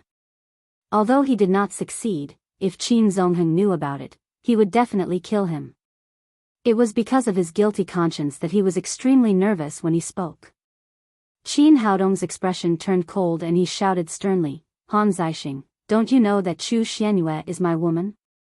How dare you plot against her? Do you not take me, Qin Zongheng, seriously? Chapter 563. No. No. I didn't. It's a misunderstanding. Han Zixing was so scared that he almost peed his pants. He couldn't even say a complete sentence. He couldn't be blamed for being timid. It was all because Qin Zongheng's fame was too great. 20 years ago, he was a martial arts genius who dominated the capital. Now that so many years had passed, who knew what level his cultivation had reached? It wouldn't be surprising if he had reached the legendary martial saint level. Han Zixing, do you think I don't know what you did last night? If I don't kill you today, others will really think that my woman is easy to bully. Speaking of this, a condensed murderous aura rose from Qin Haodong's body. This murderous aura was disguised by his extremely powerful spirit. Even a martial saint expert was nothing more than this. In the courtyard of the Han family, the family master, Han Wuji, stood with his hands behind his back. There was a trace of anger on his face as he said to the housekeeper in front of him, "Where's Zixing? Didn't he come back last night?" The housekeeper said respectfully, "There's no one in the young master's room. This bastard, he only knows how to spend his time outside. No wonder his cultivation can't improve." Han Wuji was speaking when he suddenly stopped and looked in the direction of the door with a horrified expression. Murderous aura. What a shocking murderous aura. Who the hell was this? There was such a strong murderous aura in front of the Han family's door. Who was he going to attack? At the same time, the other experts of the Han family also felt this amazing aura. One by one, they rushed out of the house and rushed in the direction of the door. At the front were two figures in gray robes. These two people were as fast as lightning. They were the two first-class elders of the Han family, experts at the 9th level of the Supreme Power Realm. Qin Haodong had carefully chosen this place to attack. He could not only let the experts of the Han family discover his existence, but he could also win some time to leave. In the whole world, he was the only one who could make such a delicate calculation. As the former Emperor Greenwood, he knew very well how fast the experts of each level were, including the two 9th level Supreme Power Masters who were comparable to cultivators at the late stage of Gold Core. In the face of Qin Haodong's murderous aura, Han Zixing felt a warm current flowing down his lower body. He was completely scared and there was no room for resistance. Die! A golden light flashed in Qin Haodong's hand, and the Xianyuan divine sword instantly pierced through the front windshield of the Maybach. It drilled a hole in Han Zixing's forehead as if it was cutting tofu. Then, it came out of the rear windshield and returned to Qin Haodong's hand. At this time, the fastest two 9th level Supreme Power Masters had already rushed out of the Han family's gate. When the two people who were rushing forward saw this scene, they suddenly trembled with fear. Controlling a sword to kill people, that's a cultivation that only a half-saint can possess. Could it be that this person has already reached the half-saint realm? After Qin Haodong killed Han Zixing with one sword strike, he slowly turned his head and shouted in the direction of the Han family's gate, "Han Wuji, I, Qin Zongheng, have killed Han Zixing here today. In the future, if anyone dares to disrespect my wife, Chu Xianyue, I will destroy your entire Han family." This loud shout was like a clap of thunder, shaking the surroundings and spreading to every corner of the Han family's manor. It scared the birds in the surrounding mountains and forests to fly into the air. He secretly nodded in his heart. It seemed that the effect of the thunderclap talisman was quite good. If he only used his internal strength to make a sound, he would not be able to reach this level yet. He was afraid that he would need to at least reach the Elixir Realm late stage or the Nascent Soul Realm early stage. At the same time, the two 9th level Supreme Power Masters in the front were less than 300 meters away from him. He knew that he couldn't stay any longer. If he got too close to these two 9th level Supreme Power Masters, it was very likely that he would be exposed. Therefore, Qin Haodong rose into the air and walked up step by step as if he was stepping on a ladder in mid-air. After taking 7 or 8 steps, he had already flown 50 or 60 meters into the air. At this time, the two ninth-level Supreme Power Masters were only 100 meters away from him. Seeing this scene in front of them, the two of them were so scared that they stopped in their tracks. They opened their mouths wide and shouted in horror, lifting heavy things as if they were light and flying in the air. "This is a saint." Then, a scene that made them even more frightened happened again. Qin Haodong's figure suddenly disappeared in midair, and even his aura disappeared completely. Teleportation. Oh my god, it's really a saint. The two ninth-level Supreme Power Masters were so frightened that they fell to the ground. At the same time, the other experts of the Han family also rushed out and saw the scene in front of them in shock. Han Wuji's face was livid as he led many experts of the Han family to the front of the Maybach. At this time, Han Zixing was lying in a pool of blood and there was no longer any vitality. He turned around and said to the two ninth-level Supreme Power Masters, "Second brother, third brother, you came the fastest. What did you see?" The two ninth-level Supreme Power Masters were both his cousins. One was called Han Wuwei, and the other was Han Wuju. In a big family like theirs, generally speaking, the master of the family was not the person with the highest cultivation. Because once he sat in the position of the family master, he would have to divide his energy to manage the family affairs.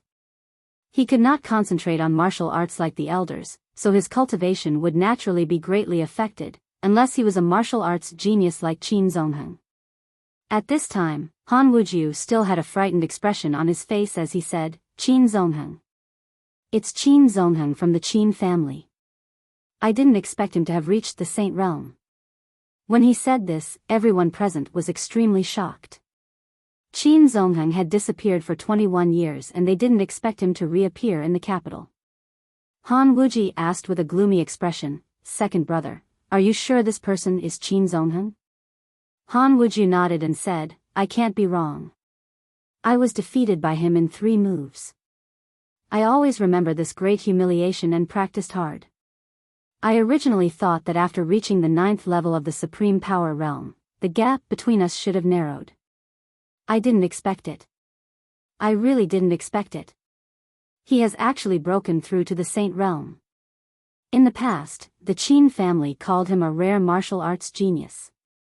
I was not convinced at first, but now I am completely convinced. As the master of the Han family, Han Wuji was much calmer than the others. He was also very meticulous. He asked with some uncertainty, "Second brother, among the families in the capital, there are so many 9th-level Supreme Power Masters, but none of them can break through to the Saint Realm. Many people even think that the Saint Realm is just a legend. Are you sure that Qin Zongheng has broken through this threshold?" "Big brother, I can't be wrong," Han Wuwei said with a solemn expression. "Originally, he killed Zixing through the air. I thought that his cultivation had only reached the half-saint realm, but later, Qin Zongheng used floating air and teleportation. These are definitely abilities that can only be possessed by people who have reached the saint realm. I can't be wrong." Han Wuju also said, "It's true. Although third brother and I haven't touched the threshold of the saint realm, it's impossible for ordinary people to pretend to be the winner in front of us. Whether it's the murderous intent shown by Qin Zongheng, or the teleportation later, and floating air, they are all real Saint Realm cultivation. There can't be any falsehood." Seeing that the two 9th-level Supreme Power Masters were so sure, Han Wuji no longer had any doubts. He waved to the people around him and said, "Pass down my order. Immediately hold an emergency family meeting." At the same time, he said to a middle-aged man next to him, "Go and find out what Zixing has done." He actually lured Qin Zongheng out. The middle-aged man was Han Zai, the eldest son of the second generation of the Han family. He controlled a huge intelligence system in his hands. After receiving the order from the family master, he immediately strode into the Han family's manor. The intelligence system that the Han family had operated for many years began to operate at high speed. Half an hour later, Han Wuji sat in the Han family's conference hall. Next to him were Han Wuju and Han Wuwei. Below them were dozens of core members of the Han family. Han Zai rushed into the hall with a stack of documents in his hand and said to Han Wuji, "Master, the matter has been investigated." Han Wuji said, "Tell me, what's going on?" Han Zai said, "Since Qin Zongheng disappeared, Zixing has been targeting Chu Xianyue. He wanted to take her and the Haodong group into his pocket. Just last night, he had privately mobilized an elder at the 7th level of the Supreme Power Realm and 2 elders at the 6th level of the Supreme Power Realm to assassinate Yi Qing. In the end, they failed. All 3 Supreme Power elders died strangely, including the shadow assassin Su Qingji. Speaking of this, everyone present showed a look of surprise. 3 Supreme Power elders and a 7th level Supreme Power Master, Su Qingji, had died just like that. Han Wuji asked with a livid face, "Did you find out who did it?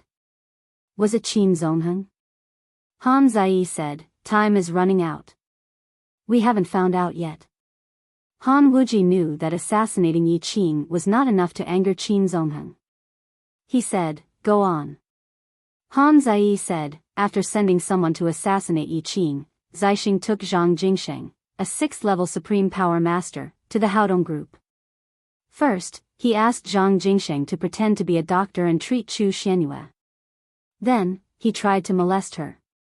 Hearing this, everyone understood that this was the root cause of Qin Zongheng's anger. Han Zixing was really bold. He actually tried to molest Chu Xianyue. Wasn't he trying to make Qin Zongheng a cuckold? Han Wuji asked, "What happened?" Han Zai said, "In the end, Yi Qing just came back and killed Zhang Jingsheng. At the same time, she beat Zixing up and then drove him out of the Haodong group." Hearing this, everyone breathed a sigh of relief. Han Wuji's back even broke out in a cold sweat. Fortunately, Han Zixing did not succeed. Otherwise, Qin Zongheng would not have just killed him. The entire Han family would have been buried with him. Although the Han family was one of the 7 most powerful families in the capital, and there were many experts in the family, the strength of a saint was not something that ordinary people could imagine. Based on the situation today, no one could fight against a furious Qin Zongheng. Han Wuju said, "Judging from the current situation, Qin Zongheng was not in the capital at that time. He came back after hearing the news." Han Wuwei said, "Han Zixing, that bastard, almost destroyed our entire Han family." Up to now, the entire Han family had been shocked by the powerful strength shown by Qin Zongheng. Everyone's heart was filled with fear. No one was angry that Qin Zongheng had killed Han Zixing, and no one was sad for his death at all.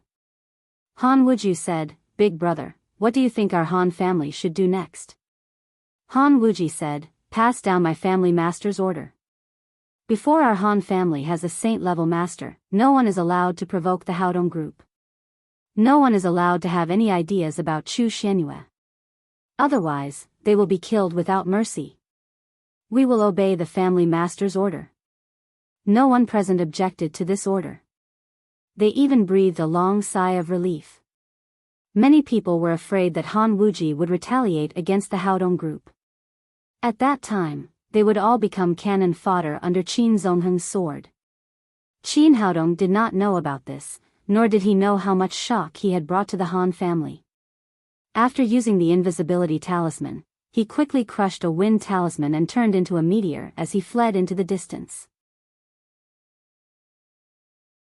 Chapter 564. Qin Haodong did not know if his performance just now had exposed himself. In the face of so many masters of the Han family, as long as he showed a slight flaw, he would immediately face the pursuit of a large number of supreme power masters. Not to mention the others, the 2 powerful 9th-level supreme power masters were enough to crush him to pieces. Therefore, he did not stop and used 3 wind talismans in a row. Under the operation of the golden elixir, his speed was brought to the extreme. He rushed forward like a meteor. Fortunately, it was deep in the mountains and forests, so he did not attract the attention of others. With a crack, the 3rd wind talisman broke and the jade in his hand completely turned into powder. At this time, he had already run for 70 or 80 miles before he stopped. He looked around. It was a beautiful place. There was a towering mountain in front of him and a small river flowing at the foot of the mountain. Moreover, Qin Haodong felt that the spiritual qi here was much stronger than in other places. It was really a good place for cultivation. Just now, he had used up a lot of genuine qi at full speed. He looked back and saw that no one was following him. He chose a clean big stone by the river and sat down. He began to sit cross-legged to recover the consumed genuine qi. In his dantian, a round golden elixir was slowly rotating. A large amount of spiritual qi was absorbed into his body and quickly recovered the consumed genuine qi. The spiritual qi here was indeed stronger than in other places. If he cultivated in the city, it would take at least half a day to recover. But here, it only took him half an hour to recover. But just as Qin Haodong was about to end his cultivation, he suddenly keenly felt that the surrounding qi of heaven and earth had changed. The originally calm and comfortable spiritual qi became restless and rushed to the top of the mountain like a boiling tide. What's going on? He suddenly opened his eyes and saw that the abnormal movement of spiritual qi had caused a strong wind around him. The surrounding scene had changed. The originally calm small valley was blown up by sand and stones, which scared the birds and beasts away. Looking up at the top of the mountain, he saw that the violent spiritual qi was crazily sweeping there, as if there was a huge suction force at the top of the mountain. Qin Haodong's expression suddenly changed. I often see this kind of phenomenon in the cultivation world. Is someone breaking the elixir and forming the nascent soul? There should be no cultivators in the nascent soul realm on earth, so someone is breaking the bottleneck. Who the hell is it? Is there such a master in the capital? He carefully sensed the spiritual qi in the surroundings and found that it was unusually restless. Even if he had formed his nascent soul, it wouldn't be this restless. Thinking of this, his expression changed again. It was very likely that the person who was trying to break through to the saint level at the top of the mountain had deviated. In other words, he had been possessed by the devil, and that was why the qi of heaven and earth was so agitated. Who is it? Should we go up and take a look? At that time, it was close to noon. He was going to return to the imperial capital, but curiosity killed the cat. In the end, he slowly lurked toward the top of the mountain, wanting to see who was breaking through the bottleneck of the saint level. Just in case, he had refined a total of 3 invisible talismans. After using one, there were still 2 left. This was his biggest reliance. It could ensure that he would not be discovered by the 9th level supreme power masters on the mountain. Soon, he arrived at the top of the mountain. The heaven-earth yuan qi here was even more violent. If an ordinary person stood here, they would have been blown away by the violent winds. He lowered his body, held his breath, and carefully came to the top of the mountain. He saw that there was a 2-story bamboo building that was on the verge of collapse under the strong wind. There was a woman sitting cross-legged in the bamboo building. Under the violent movement of the qi, her clothes had turned into ashes, and her white skin was exposed in the air. However, the woman was not moved at all. She was still cultivating. At this time, there was a trace of blood at the corner of her mouth. It was obvious that she had suffered internal injuries. Possessed by the devil. There is indeed a deviation. I should stop, otherwise the consequences will be unimaginable. Knowing that the woman was at a critical moment of cultivating and would not pose a threat to him, Qin Haodong immediately relaxed. His powerful spirit swept over like a radar to check the woman's situation. Soon, he found the problem. This woman turned out to have an extremely rare mysterious Yin body.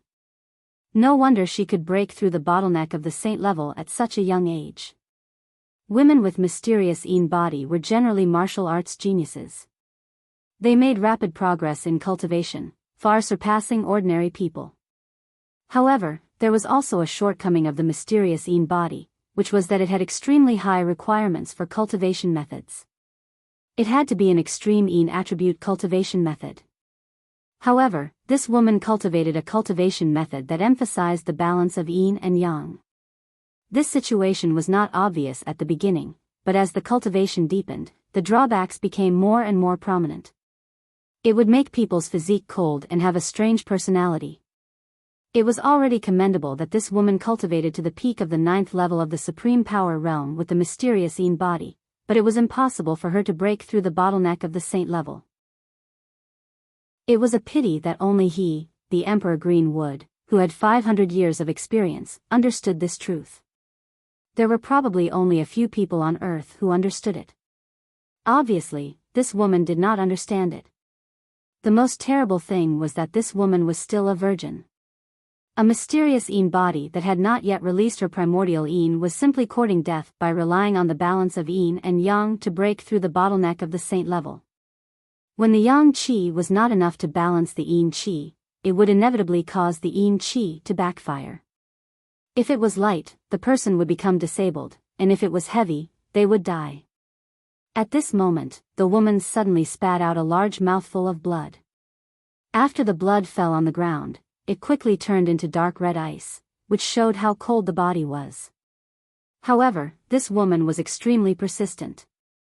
Even after suffering such a serious internal injury, she did not have any intention of stopping. She still urged the genuine qi in her body to break through the bottleneck of the saint level. In this way, the qi of heaven and earth on the top of the mountain became more and more violent. With a crisp sound, the invisibility talisman that Qin Haodong used could not withstand the restlessness of the qi and broke into powder. Qin Haodong secretly shouted that it was not good. It was very dangerous to be exposed in front of a master who had been possessed by the devil. He might lose his life here. He turned his head and was about to escape, but it was too late. At this time, there was a world of ice and snow on the top of the mountain, and he was the only source of heat. The woman who was cultivating was covered with frost at this time. She immediately noticed his existence and appeared in front of him in a flash. At this moment, the gap between the 3rd level of the Supreme Power Realm and the 9th level of the Supreme Power Realm was vividly displayed. Although this woman had suffered internal injuries, she was still not someone that Qin Haodong could resist. She opened her arms and held Qin Haodong in her arms as if she was holding a child. She seemed to feel that his mouth was a source of heat and kissed him fiercely. Like a vampire, she desperately absorbed the yang qi that he exhaled. At this time, the woman had lost her mind and instinctively wanted to obtain warmth. She realized that his clothes were a barrier for her to obtain heat. With a gentle wave of her hand, Qin Haodong's clothes turned into pieces and were swept away by the surrounding wind. At this time, the two of them were facing each other.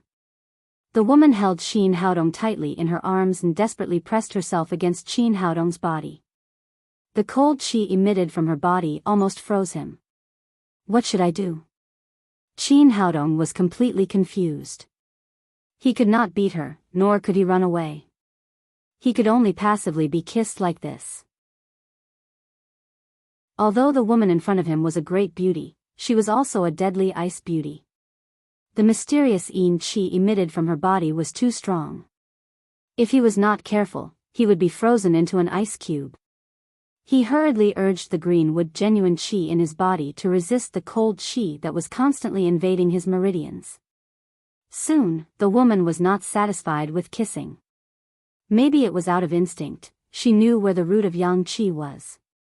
She suddenly pushed him to the ground and then reached out to grab the thing in her hand. What the hell? Qin Haodong was speechless. At this time, he was unexpectedly pushed down by a woman. The most terrible thing was that in such a bad climate, the second master showed a tenacious vitality. Qin Haodong's meridians were almost frozen, but he quickly entered the state of work. How could he bear it? Suddenly, he thought of an important reason why the mysterious Een qi in this woman was so strong was that she was still a virgin and her primordial Een had not been leaked. If it went on like this, the woman would inevitably be counterattacked by the Een qi and he would not be able to survive. There was only one way to survive now, that was to destroy the woman's primordial Een. Only in this way could he get a chance of survival. The situation in front of him was that the woman was obviously inexperienced. She just hung there and did not know how to do it. In order to survive, Qin Haodong could only try his best to help her. When he succeeded, the mysterious yin qi rushed into his body like a tsunami and almost froze him. Fortunately, after the cold current, the yin qi in the woman immediately weakened a lot. It seemed that his method was effective. After breaking, the yin qi in the woman's body immediately weakened by half. Although it was still cold, it was barely under the control of the greenwood genuine qi.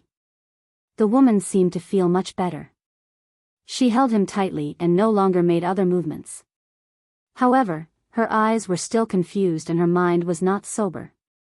Qin Haodong breathed a sigh of relief when the danger was eliminated.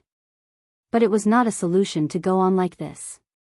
He had to relieve the woman of qi deviation. He tried to explore the woman's body and was shocked. At this time, the meridians in the woman's body had been destroyed by a large amount of qi of heaven and earth.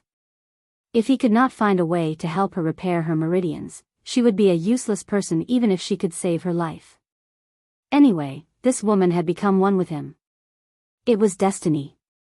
He had to find a way to save her once. After thinking for a moment, Qin Haodong thought of a way to save her and decided to take the risk.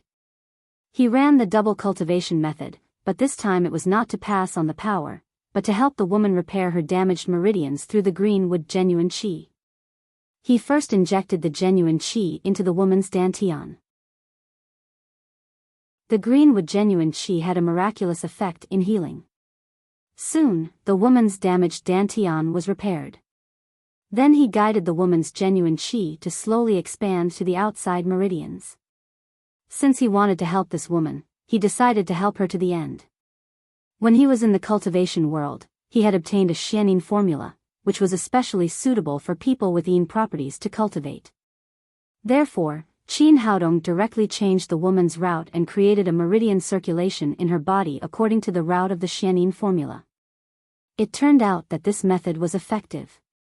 When Qin Haodong guided the woman's genuine qi to establish a big circulation in her body, the originally violent mysterious yin qi quickly gathered in her dantian like birds returning to their nests.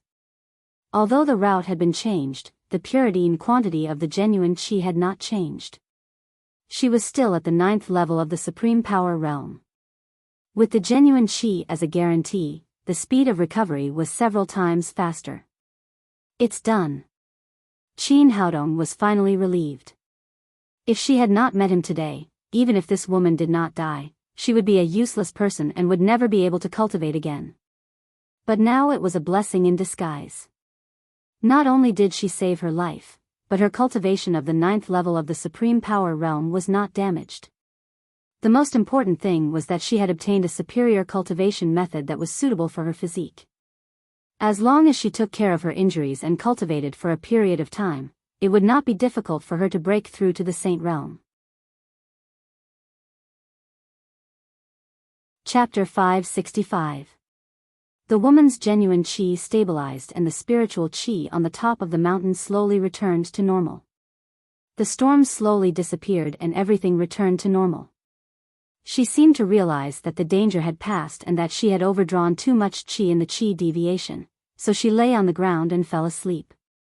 Qin Haodong got up, took out a set of clothes and put them on again. Seeing the pool of red on the ground, he could not help but smile bitterly in his heart. It was really fate. He just wanted to sneak up to take a look and then leave, but he did not expect that things would turn out like this.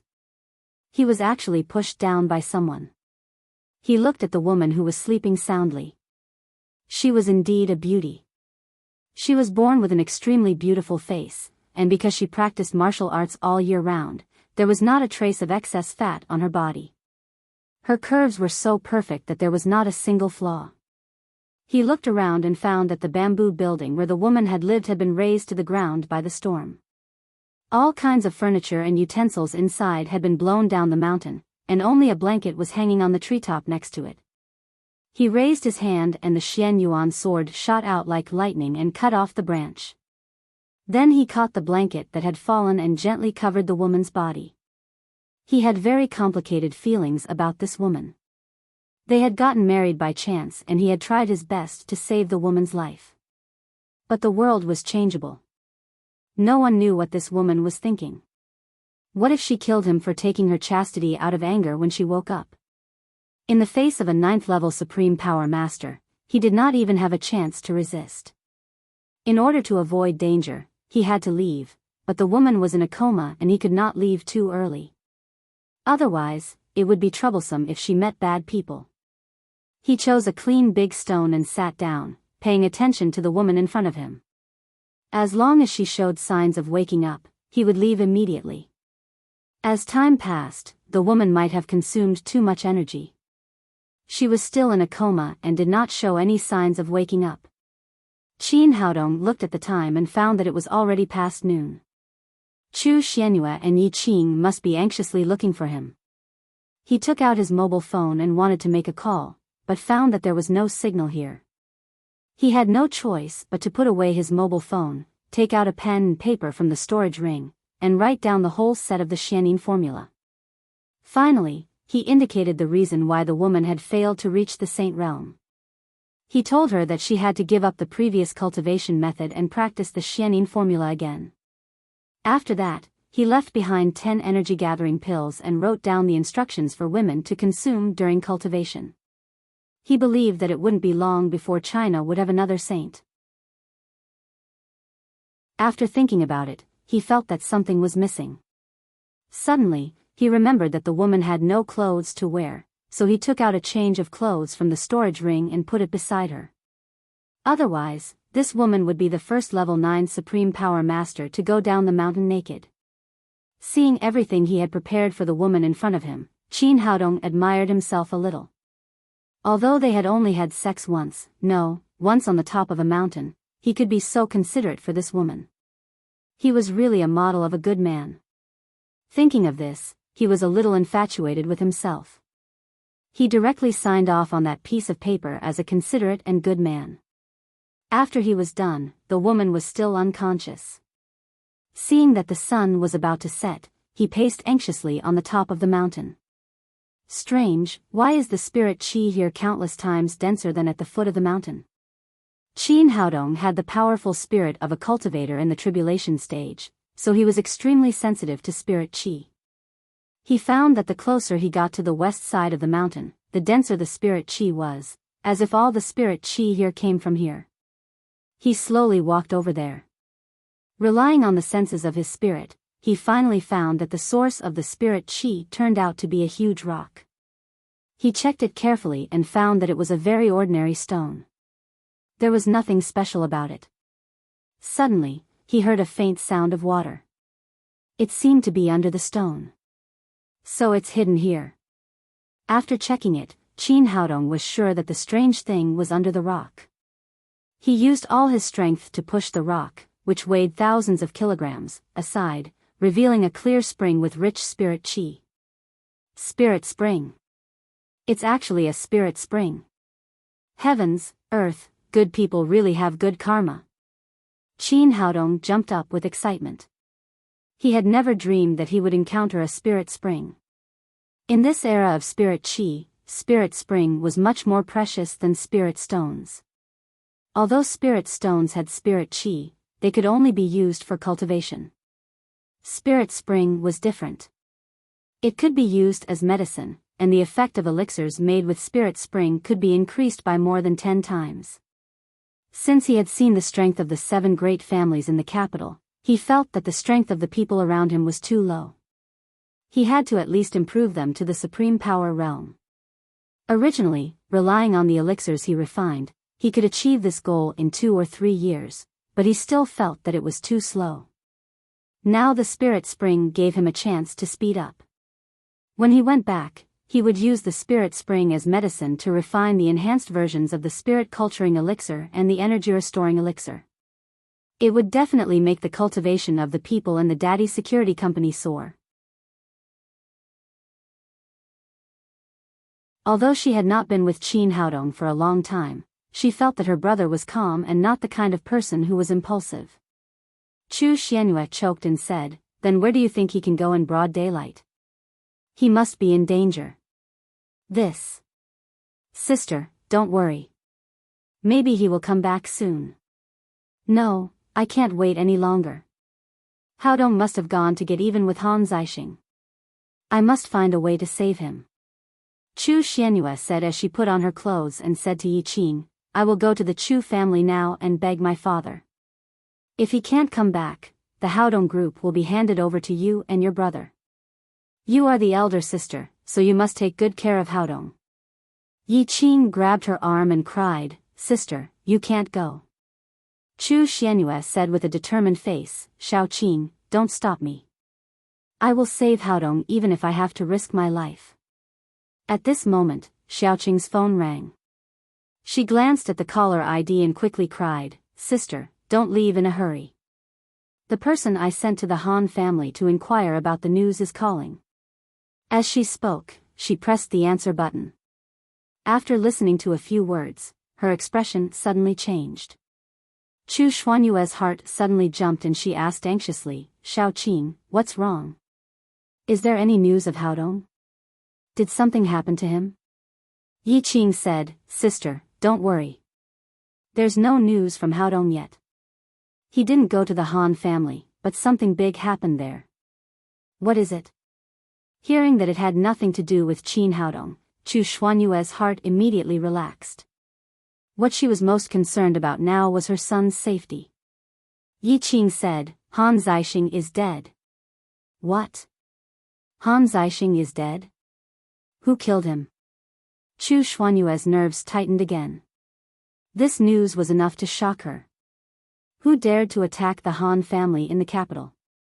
With Yi Qing's character, she had only beaten Han Zixing yesterday. It could be seen how great the Han family's deterrence in the capital was. I heard it was brother-in-law. Chu Xianyue was already shocked enough, but when Xiao Qing said these words, she suddenly jumped up. Her face was full of disbelief. Xiao Qing, what did you say? Is there a mistake? She couldn't believe her ears. Xiao Qing was an orphan she had picked up. The only brother-in-law she mentioned was Qin Zongheng. However, Qin Zongheng had disappeared for 21 years. How could he have killed Han Zixing? There's no mistake. I just got the news that brother-in-law is back. Yi Qing slowly recovered from the shock. She sorted out her thoughts and said, just this morning, brother-in-law went to the Han family alone with a sword and killed Han Zixing on the spot in front of the Han family's gate. What? Brother Zongheng went to the Han family? How is he now? Is he in danger? Chu Xianyue was shocked at first, but then it turned into panic. Although Qin Zongheng was known as a martial arts genius, the Han family was one of the 7 great families in the capital. They had 2 9th-level Supreme Power Masters and countless other Supreme Power Masters. How could one person fight against them? Sister, don't worry. Yi Qing said, I heard that brother-in-law has reached the Saint Realm. Not only did he kill Han Zixing with a sword, but he also warned the entire Han family that if anyone dared to disrespect you in the future, he would destroy their whole family. That old thing, Han Wuji, has already issued a family order. No one is allowed to provoke our Haodong group in the future. Chu Xianyue breathed a sigh of relief and then asked in a trembling voice, where is brother Zongheng? Why didn't he come to see me?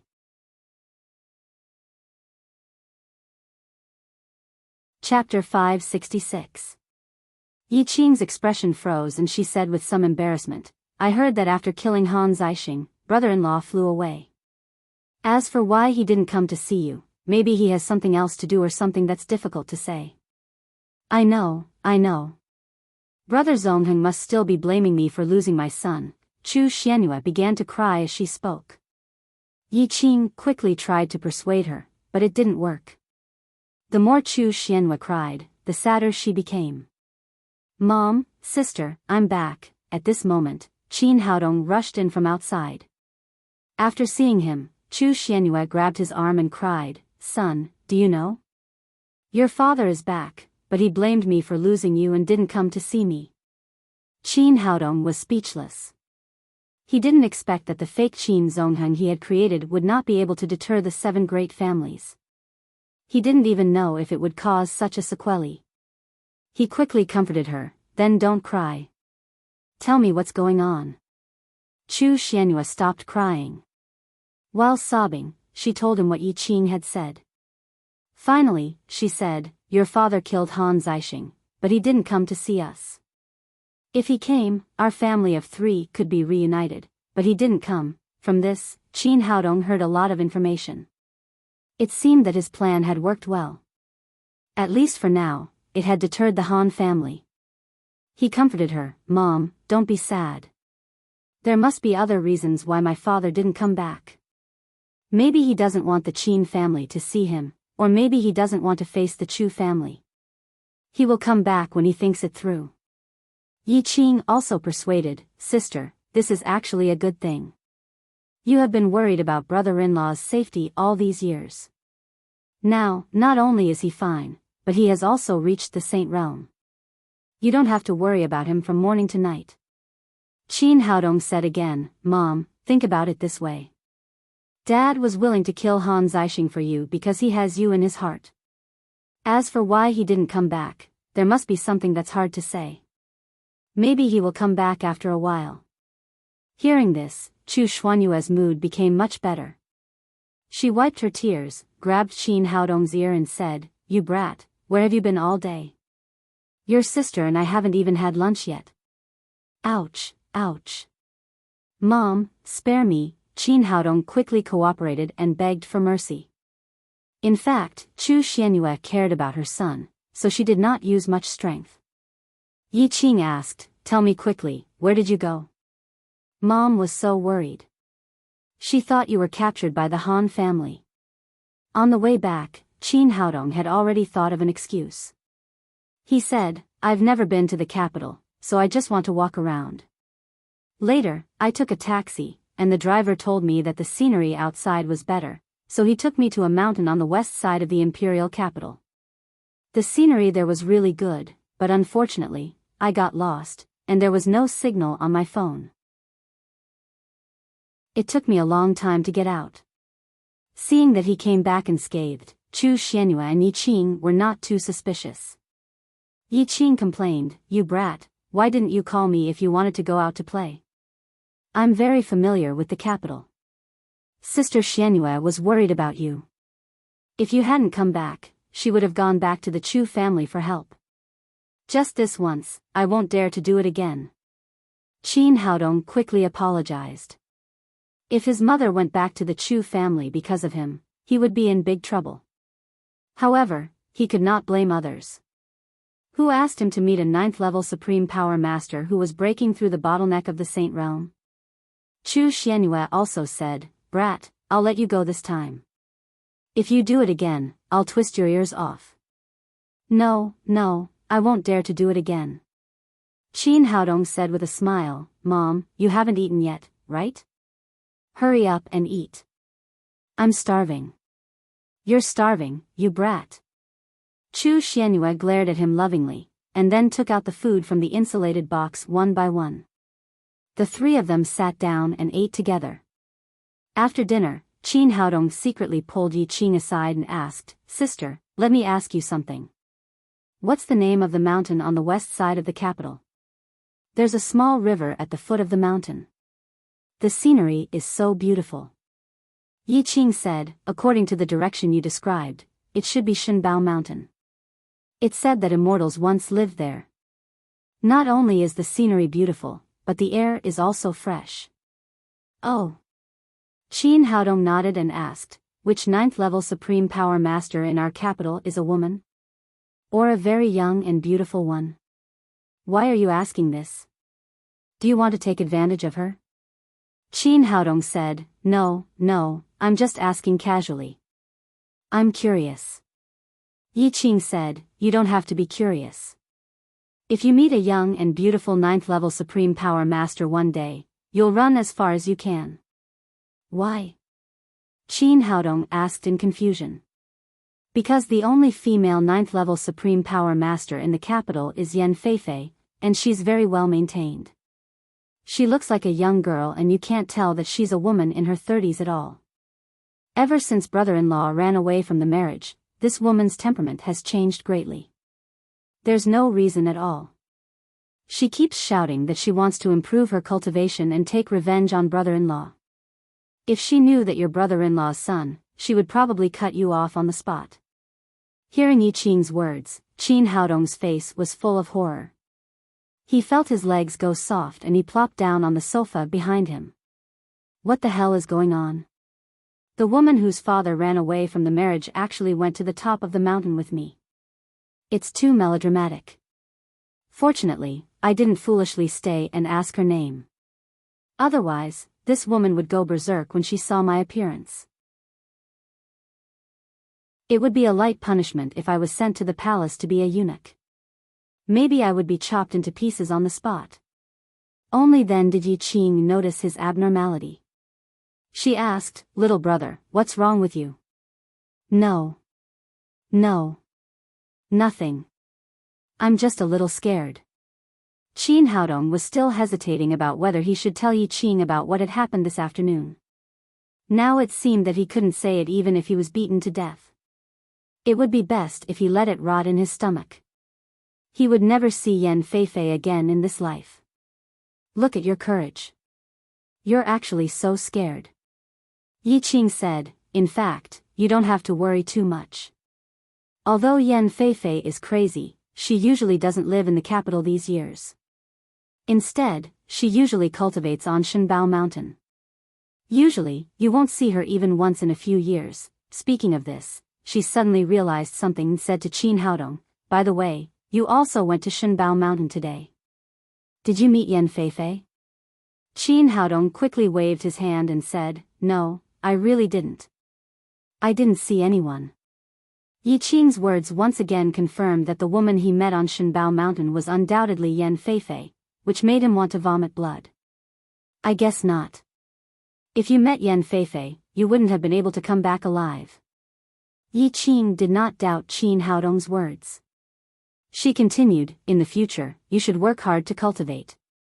Before you reach the 9th level of the Supreme Power Realm, you'd better not go back to the capital, let alone reveal your identity. Otherwise, if the Chu family or the Yan family finds out, it will be big trouble." Qin Haodong took a deep breath, calmed down his complicated emotions and said, "Got it, sister. Tomorrow, I'll stay at home with you and Mom for a day, and then I'll go back to Shanghai." With Qin Haodong's return, the Haodong group returned to peace, but the whole capital was in turmoil because of Qin Zongheng's sudden appearance. Originally, the Han family wanted to keep this matter a secret, but it was a pity that the 7 great families in the capital had planted spies among each other. Moreover, Qin Haodong had made such a big scene, how could it be hidden? In less than half a day, the 7 great families already knew that Qin Zongheng had returned to the capital. The sudden appearance of a saint-level master in the capital caused a shock that was far beyond Qin Haodong's imagination, especially when the winner was Qin Zongheng of the Qin family. In the Yan family, Yan Fengwu, the family master, was shocked when he heard the news, and then his face became serious. The return of Saint Qin Zongheng would definitely have a huge impact on the Yan family. He thought for a moment and said to the butler beside him, "Immediately inform the whole family to hold an emergency meeting in an hour. In addition, ask Zixiao to go to Shenbao Mountain and call Feifei back." "Got it, family master." The butler answered and went out to make the arrangements. At the top of Shenbao Mountain, after Qin Haodong left, Yan Feifei suddenly sat up. The blanket on her body slipped, and her pretty face and perfect body were exposed to the air. A gust of mountain wind blew, and Yan Feifei felt cold. Only then did she realize that she was naked, so she quickly grabbed the blanket and wrapped it around her body. "What's going on? Where are my clothes?" She looked around nervously and saw that the beautiful top of the hill was covered with broken trees and branches. It was dilapidated, and she didn't know where her bamboo building was. Seeing this scene, Yan Feifei began to slowly recall that she was trying to break through the bottleneck of the saint level. Later, she seemed to have made a mistake and suffered from qi deviation. However, wouldn't qi deviation mean that she would be crippled and die if she suffered from it? Why didn't she feel that way? She quickly checked her body to see if there was anything wrong with it, but she suddenly found that the most important part of a woman was aching, and there was an extremely strange feeling. Suddenly, she saw a touch of red beside her, and then a man's figure appeared in her mind. Although she had lost her mind at that time, she still had some impression of what had happened. She vaguely remembered that she had pushed that man down, and then something happened between a man and a woman. "I've lost my chastity." These words suddenly rose from the bottom of her heart. Yen Feifei was terrified when she thought that her chastity, which she had kept for more than 30 years, was gone just like that. Who is he? Where is he? How should I face him? Thinking of this, Yen Feifei looked around again. After looking for a long time, she didn't see anyone. Then she breathed a sigh of relief. Chapter 567. Yen Feifei was shocked by her own thoughts. If it had been in the past, wouldn't she have drawn her sword and killed him? She would even raise the top of the mountain to the ground to vent the anger in her heart. Why didn't she have such an impulse now? In the past, her mood was very depressed, but at this time, she felt very comfortable, as if a huge stone had been removed and a dark cloud that had shrouded her heart had been lifted. Soon, she found that it was not only her personality that had changed, but the genuine qi in her body was also running according to a new cycle. What's going on? My genuine qi has been changed by someone. How is that possible? Just when she was puzzled, she suddenly saw Qin Haodong's clothes on a big stone and a note with a small stone on it. She went over to pick up the note and read it carefully. When she saw Qin Haodong's explanation of her cultivation method and the analysis of the reason for her qi deviation, Yen Feifei suddenly understood. The cultivation method she had originally cultivated was called the Yin and Yang Vital Energy Technique. This set of cultivation method was also a top-notch cultivation method, but it focused on the balance of Yin and Yang. She had never expected that her physique and virginity would affect the cultivation of the cultivation method. No wonder the more profound her cultivation was, the weirder her personality became. It turned out that it was the result of the Yin Qi's backlash. For a long time, she had thought that all this was the shame brought to her by Qin Zongheng's escape from the marriage, so she had become like this. Now it seemed that escaping from the marriage was not as important to her as she had imagined. Now that she had cultivated the Xianin skill, the cold and damp Yin Qi in her body had been completely dissolved. Her mood and body were indescribably comfortable, and she was no longer as violent and persistent as before. After reading all the messages on the note, a knowing smile appeared on Yen Feifei's delicate face. A good and considerate man was really an interesting guy. She reached out and took the small jade bottle next to her. There were 10 crystal clear black pills in it. After opening the bottle cap, a refreshing fragrance came out. After reading Qin Haodong's message, Yen Feifei knew that she would break through to the saint stage in the near future. A touch of joy rose in her heart. She had pursued it for so many years, and today she finally saw the hope of success. However, all this was thanks to this mysterious little man. Although her memory of that time was very vague, she had an intuition that this man was not old. Who on earth is he? Yen Feifei was full of curiosity. This man was able to save him from qi deviation and heal his injuries. At the same time, he was able to see through his mysterious Yin body and analyze his cultivation method. Not only did he find the crux of his cultivation, he also gave him a set of mysterious Yin technique that was hard to obtain. It could be seen that this man not only had a unique understanding of martial arts, but also had extremely profound attainments in medical skills. Looking at the entire imperial capital, there seemed to be no such young talent. The most important thing was the black formula. As a 9th-level Supreme Power Master, she had already felt the mystery of this cultivation method. Its level was far higher than her original cultivation method. Such a divine skill could be said to be a priceless treasure. Not only was that person able to take it out, but he also gave it to him without hesitation. It could be seen how open-minded he was. In fact, she had guessed wrong. The Xianin formula was of no use to Qin Haodong. Besides, he had many similar cultivation methods, so he didn't care about the Xianin formula at all. Recalling the scene at that time, the man's cultivation should not be too high.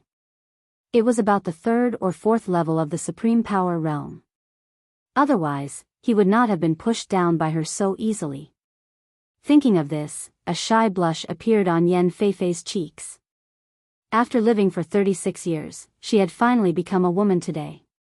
Why didn't he leave his name? Or wait for her to wake up? Well, that man must be afraid that she would kill him after she woke up. According to her previous temper, she might have done so, but not now. As a 9th-level Supreme Power Master, Yan Feifei certainly knew how dangerous it was to be in Qi deviation at that time. It was that man who risked his life to save her. He also helped her modify her cultivation method and left her pills. How could she bear to kill such a good and considerate man? In contrast, Qin Zongheng's escape from the marriage was nothing, but this man had really become her man. No matter what, she had to find him. Thinking of this, Yan Feifei laughed again. In just a few minutes, she had laughed more than she had in the past 20 years.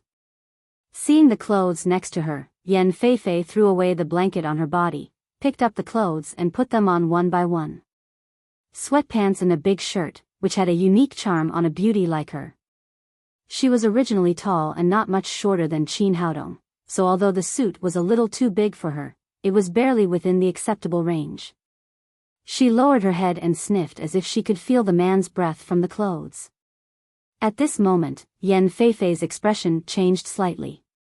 A figure appeared halfway up the mountain and slowly walked towards the top of the mountain.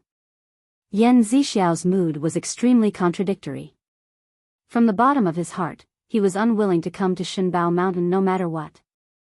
However, the old master had personally asked him to invite Yan Feifei back for a meeting, so he had to come. Yan Feifei was the youngest daughter of the old master, Yan Fengwu. In terms of seniority, she was his aunt. But this aunt did not leave him with any sense of intimacy. On the contrary, it was all fear. Not only him, but all the juniors in the family trembled all over when they saw this aunt. Yan Feifei had a high seniority, a high cultivation, and a high status in the family. However, her temper was extremely strange. She often taught them a lesson, but they had no way to reason with them when they were beaten. The juniors were afraid of and hated her. They all secretly cursed her as an old virgin and a perverted old woman, but none of them dared to show it in front of her. Fortunately, in recent years, Yan Feifei had been living in Shenbao Mountain, which saved these juniors a lot of torture. But today, the old master had asked him to invite Yan Feifei back for a meeting. The closer he got to the top of the mountain, the more nervous Yan Zixiao became. He did not know if this aunt would throw him off the top of the mountain after he went up.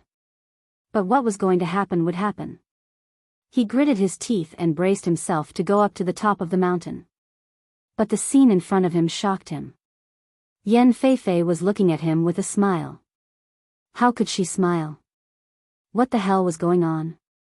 In his memory, Yan Zixiao had never seen Yan Feifei smile. But today, she smiled, and her smile was so kind. Not only did it not make him feel cordial, but it also made his hair stand on end. Was Auntie crazy? Would she beat him to death?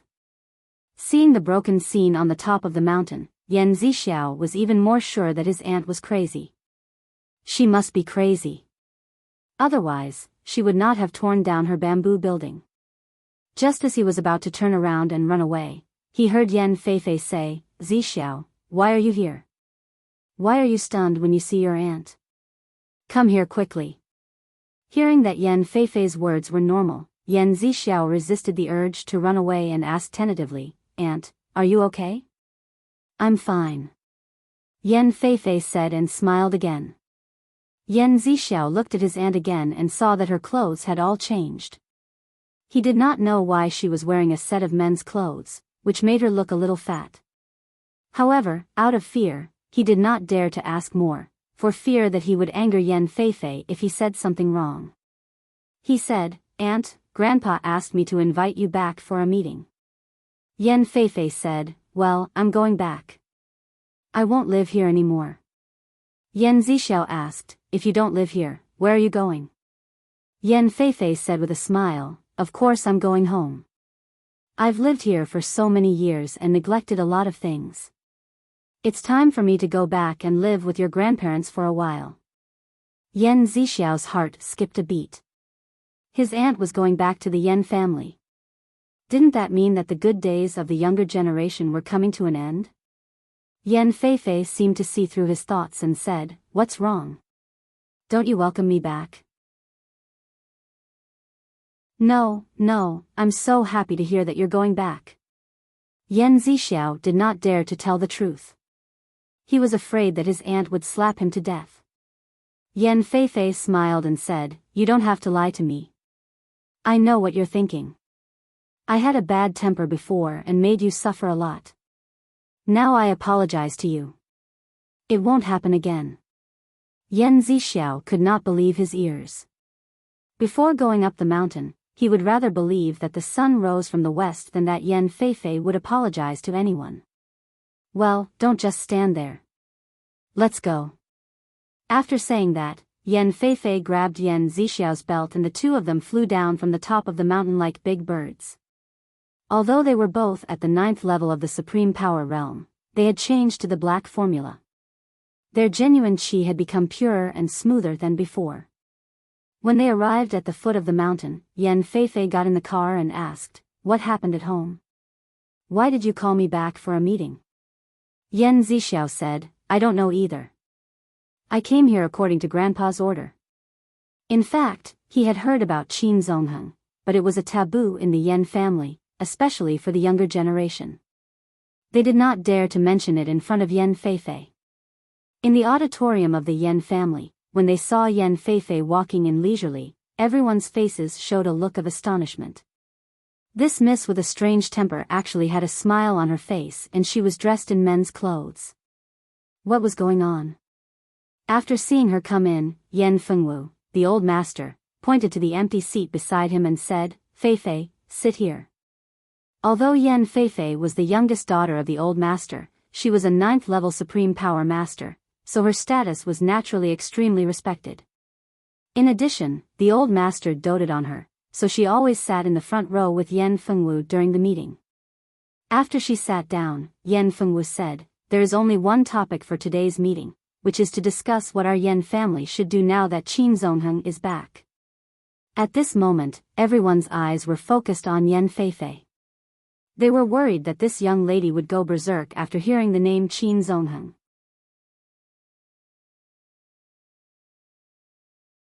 Chapter 568. According to everyone's impression of Yan Feifei, as long as she heard the news of Qin Zongheng, she would immediately draw her sword and fight to the death. However, her reaction today was far beyond everyone's expectations. She just sat there quietly with a faint smile on her face, as if she hadn't heard the news at all. Strange. It's too weird. This was everyone's first reaction. Seeing that Yan Feifei was calm, Yan Zixiao said, "Grandpa, I heard that Qin Zongheng has reached the Saint Realm. Is that true?" Yan Fengwu said, "According to our informant's report, Qin Zongheng first killed Han Zixing with his sword-controlling technique, and then left by stepping on air. This kind of cultivation can only be done by a saint. Moreover, Han Wuji, that old man, has already issued an order to strictly prohibit the Han family from provoking the Haodong group and Chu Xianyue. From this, it seems that the news is true. Qin Zongheng has indeed crossed the threshold." Although everyone had heard of this rumor, they were skeptical before.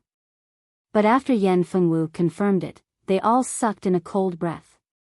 One had to know that a saint was too important to a family.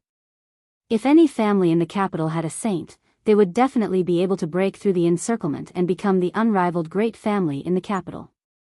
Qin Zongheng is indeed a martial arts genius.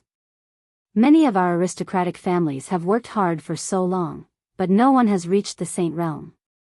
There isn't even a half-saint, but he actually succeeded.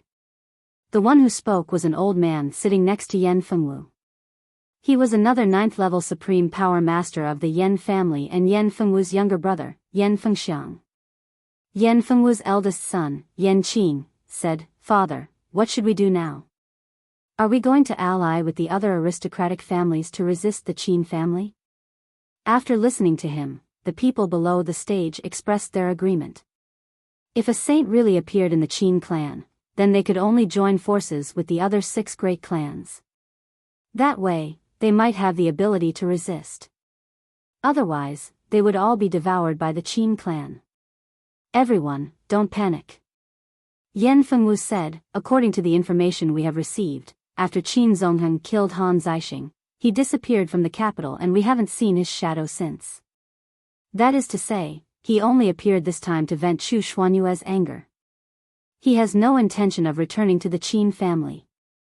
Father, although Qin Zongheng did not return to the Qin family today, he is still a member of the Qin family. He will return sooner or later. We have to come up with a countermeasure in advance. The one who spoke was Yan Qing's younger brother, Yan Song. He was the second eldest in the second generation of the Yan family and had always been known for his craftiness.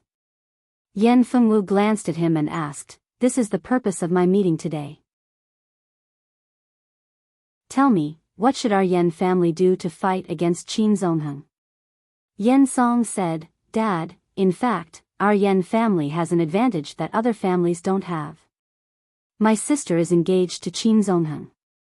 Although Qin Zongheng ran away from the marriage that day, the marriage contract is still there. As long as we find a way to unite with the Qin family through marriage, Qin Zongheng's return is not a bad thing for our Yan family. On the contrary, it is good news." His words immediately resonated with the others. Compared to joining forces to resist the Qin clan, joining forces through marriage was a better method. After all, a saint was truly too terrifying, and even if the 6 clans joined forces, they might not be able to resist a saint. Moreover, each of the great families had their own ulterior motives, so it was very difficult for them to truly unite. If they joined forces through marriage, the bad thing would become a good thing. The Yan family might be able to go further and trample on the other aristocratic families, becoming one of the 2 great aristocratic families in the capital together with the Qin family. But before the others could react, a cold aura enveloped the whole place, making everyone feel as if they had fallen into an ice cave. The smile on Yan Feifei's face disappeared and she said with a cold expression, "Yan Song, what did you say?" Yan Song originally thought that Yan Feifei's attitude had changed greatly and she no longer cared about Qin Zongheng, so he had the courage to come up with this idea. He wanted to show off his talent in front of the family master, but he did not expect Yan Feifei to have such a big reaction. He said embarrassedly, "Sister, don't mind me. I'm thinking about our Yan family. Besides, Qin Zongheng has now become a saint. Sister, you are still unmarried. If you can marry him, it will be a good choice. Shut up." Yan Feifei's face was livid. She slapped the table and stood up. She said to everyone present, "I'm telling you, I already have a man. In this life, I will only marry him. If you want to marry me, use your own women to marry me. If anyone dares to marry me again, don't blame me for being ruthless." After that, she waved her right hand and a sharp palm wind shot out, cutting a mahogany table in front of her into 2 pieces. "From today on, if anyone dares to mention my marriage with Qin Zongheng again, this table will be his fate." After that, Yan Feifei walked out of the venue without looking back. The people present looked at each other with a look of horror on their faces. He was able to break a table with just a palm strike. No wonder he was the #1 expert in the imperial capital. This girl's cultivation seems to have improved a lot. Yan Fengxiang looked at the mahogany table that had been broken into 2 pieces with a look of horror on his face. As a 9th-level supreme power master, he might be able to do it, but he would never be able to do it as easily as Yan Feifei. It could be seen that there was still a big gap between his cultivation and Yan Feifei's. What he didn't know was that Yan Feifei wouldn't have been able to do it yesterday. But now that she had cultivated the Xianin method given by Qin Haodong, her genuine qi was much purer than before, so she could condense it like a knife. After being shocked by Yan Feifei's cultivation, another question arose in the hearts of the Yan family. What kind of person could subdue the little great-grandmother of the Yan family? With Yan Feifei's unruly personality, they were afraid that ordinary men wouldn't be able to subdue her. Today, Yan Feifei was wearing men's clothes. At first, they were very puzzled. Now it seemed that she was wearing that man's clothes. It could be seen that the two of them had a deep relationship. Yan Zixiao secretly criticized in his heart, "No wonder my aunt suddenly became much more amiable. It turns out that she is no longer an old virgin. She is really different from before after having a man." Yan Fengxiang turned to look at Yan Fengwu and said in a low voice, "What do you think of Yan Song's idea?" Yan Fengwu said, "You saw Feifei's reaction just now. Don't mention this again." Yan Fengxiang frowned and said, "If we can really form a good relationship with the Qin family, it will definitely be of great benefit to our Yan family." Yan Fengwu said, "It would be good if Feifei agreed, but she doesn't agree now. Do you want me to force her? Didn't you see what happened to the Qin family?" Yan Fengxiang suddenly realized that this kind of thing could not be forced.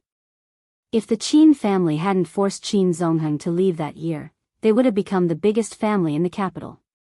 Yan Feifei's temper was much more unruly than Qin Zongheng's. If the Yan family really wanted to force a marriage, there was a 90% chance that they would follow Qin Zongheng's example. At that time, the Yan family would go for wool and come home shorn. He said, "I see, big brother. You are still thinking far ahead."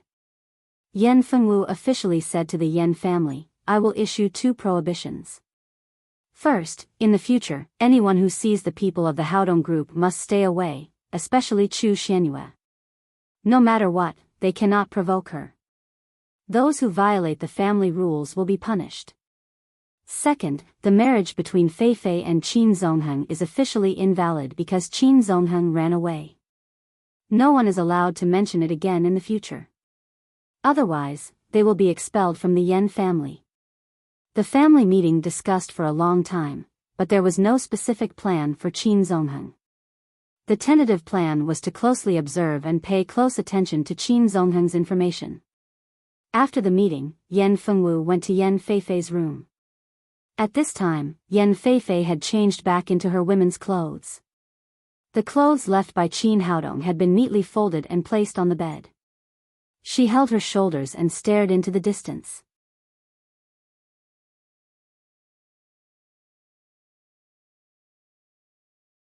Chapter 569. In the Chu family, Chu Shanhe, the master of the Chu family, looked at the crowd in front of him with a solemn expression. Just now, the Chu family had also learned that Qin Zongheng had returned to the capital and broken through the bottleneck of the Saint Realm. At this time, his heart was extremely complicated and he even felt a trace of regret. Although the Chu family had always been at odds with the Qin family, if he had not tried his best to stop them at the beginning and had facilitated the marriage between Chu Xianyue and Qin Zongheng, would they have been able to use this marriage to ease the hatred between them? Instead of being in an awkward situation like now, they would not be in such a dilemma. "Master, Qin Zongheng has now entered the Saint Realm. Will he come to take revenge on our Chu family?" The one who spoke was another old man, his younger brother, Chu Shanchuan. Chu Shanchuan's words made everyone fall into silence. If Qin Zongheng really came to kill them, how could the Chu family resist the anger of a saint?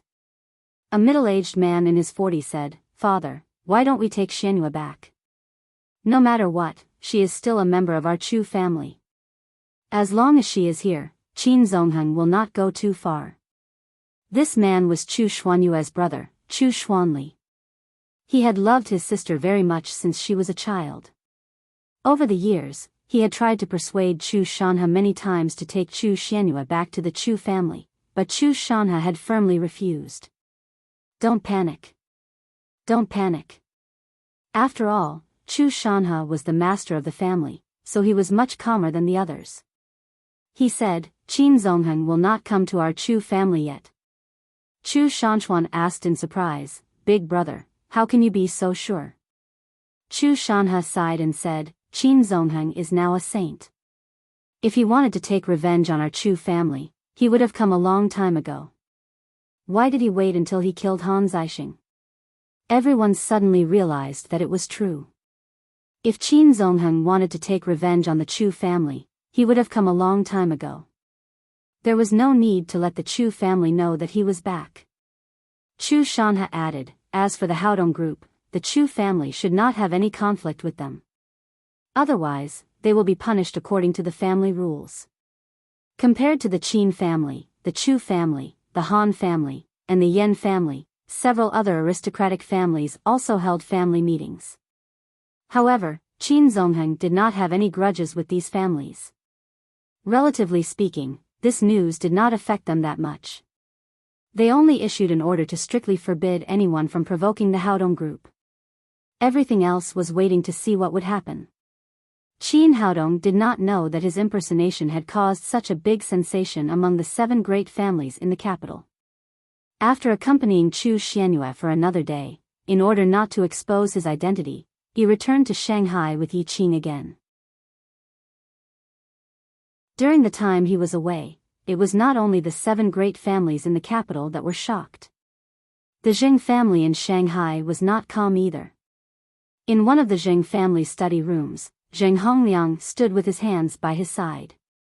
Opposite him sat an old man with white hair and a beard. He was the patriarch of the Zheng family, Zheng Yuan. Zheng Yuan glanced at Zheng Hongliang and said, "You went to the summit held by the Haodong group on behalf of the Zheng family. Before you went, you made a solemn promise, but in the end, you didn't get anything. You didn't bring back a decent list for the Zheng family. Don't you want to give me an explanation?" Hearing Zheng Yuan's question, Zheng Hongliang's expression tightened and he said, "Grandpa, I admit that I didn't get any benefits for our Zheng family this time, but there is a reason for this. It's all because of Qin Haodong who ruined our plan." Zheng Yuan said discontentedly, "It's all because you and Hongda provoked him. Otherwise, why would he be hostile to the Zheng family? Grandpa is really not like what you think. Now I understand that even if Hongda and I didn't provoke Qin Haodong, he would have done something to our Jing family sooner or later. On the contrary, this exposed his plan in advance so that we could be prepared." Zheng Yuan looked at him with burning eyes and said, "Are you making excuses for yourself?" Speaking of this, Zheng Hongliang relaxed a lot and said, "Grandpa, this is really not an excuse. I have my reasons. First of all, before Qin Haodong came to Shanghai, our 3 families were evenly matched. No one could do anything to the other. We were in a state of tacit balance. But after he came here, he immediately got into a good relationship with Zhou Xinzhu, which broke the balance of power between our 3 families. Now the Sun family has been beaten like a turtle, shrinking its neck and not daring to come out. Who do you think will be his next target? It must be our Jing family.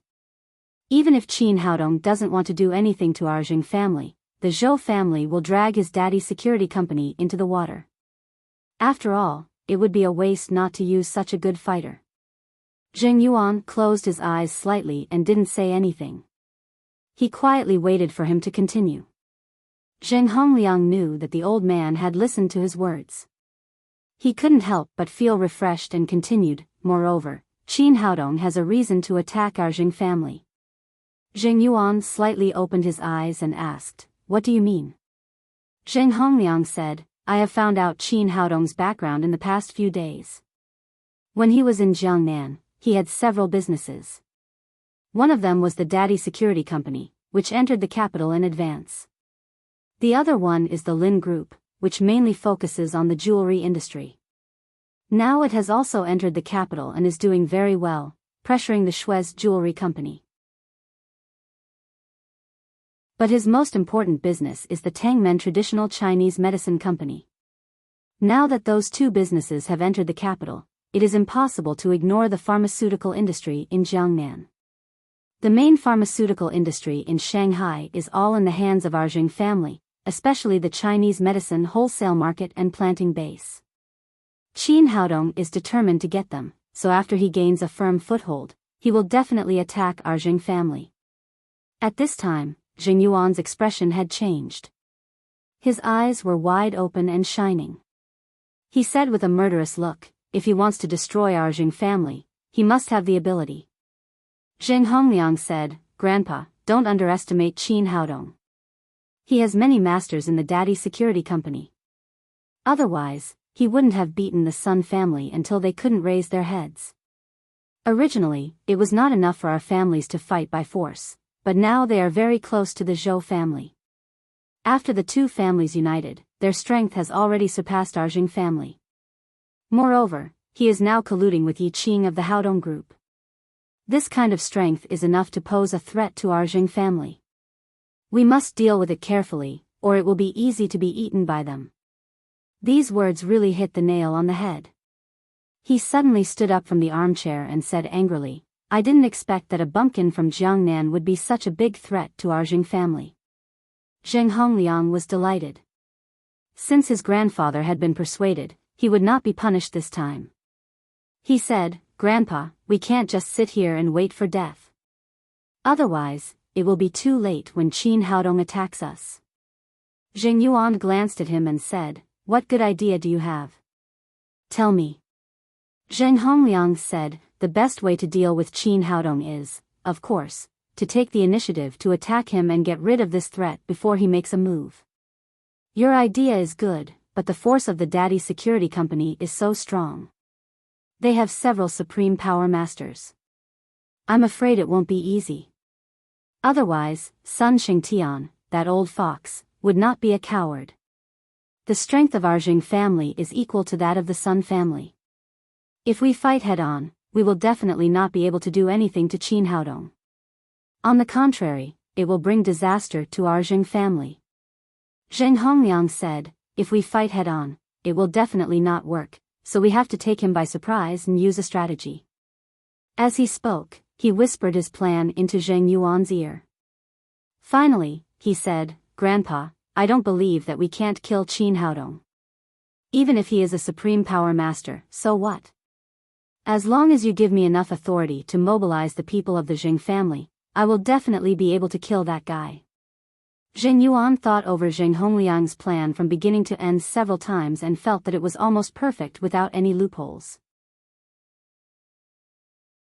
He nodded with satisfaction and said, You are indeed my most valued grandson.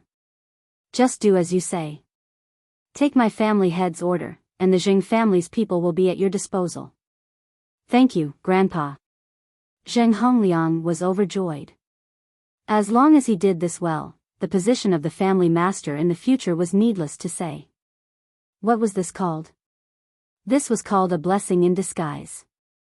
Qin Haodong was a stepping stone for him to set foot on the throne of the family master. It was already noon when Qin Haodong and Yi Qing returned to Shanghai. He sent Yi Qing back to the branch of the Haodong group and returned home. Because it was the weekend, many girls stayed at home and did not go out. Seeing Qin Haodong come back, Li Meiyu and the other girls immediately surrounded him and expressed their dissatisfaction with his sudden departure. In the end, Qin Haodong made a sumptuous lunch as an apology, which finally stopped them from talking. After the meal, Jia Shihan called Qin Haodong aside and said, Little brother, Sister Shanshan has been looking for you these days, but she can't get through to you. Qin Haodong thought for a moment. When Ouyang Shanshan called him, he should have been rolling to the top of Shenbao Mountain with Yan Feifei, so there was no signal on his mobile phone. He asked, Why is she looking for me? Jia Shihan said, Sister Shanshan is leaving tomorrow. She wants to have a meal with you before she leaves. Oh. Of course, Qin Haodong knew Ouyang Shanshan's feelings for him. However, he had already drunk a few spoonfuls of water. He didn't want to drink too much, so he could only pretend that he didn't know. However, for such a girl, it was still okay to have a meal. He called Ouyang Shanshan. After the phone was connected, he heard Ouyang Shanshan say excitedly, Haodong, you're back. I heard from Shihan that you went to the capital. Yes, I went to the capital and just came back at noon today. Qin Haodong said, I heard that you're leaving tomorrow. I'll see you off tonight. You can order whatever you want to eat. That's great. Ouyang Shanshan said happily, I know a Western restaurant with a very good environment. I'll send you the address later. After a pause, she said in a low voice, just the two of us, okay?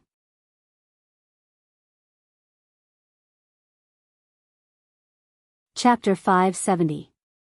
All right.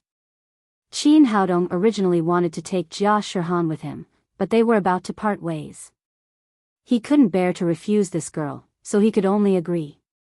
Haodong, thank you. See you tonight. Ouyang Shanshan hung up the phone happily. After playing with the little fellow all afternoon, Qin Haodong drove to the Violet Western restaurant that Ouyang Shanshan had mentioned in the evening. Under the guidance of the waiter, he came to the reserved room. Not long after he sat down, Ouyang Shanshan pushed the door open and walked in. As usual, she was still wearing a mask and big sunglasses. After closing the door, she took off her mask, sunglasses, and large coat, revealing a black close-fitting round-neck t-shirt inside, revealing her beautiful face and concave curves. Qin Haodong shook his head secretly. Being a star looked glorious, but in fact, it was very tiring. Wherever she went, she was like a thief, afraid of being recognized by others.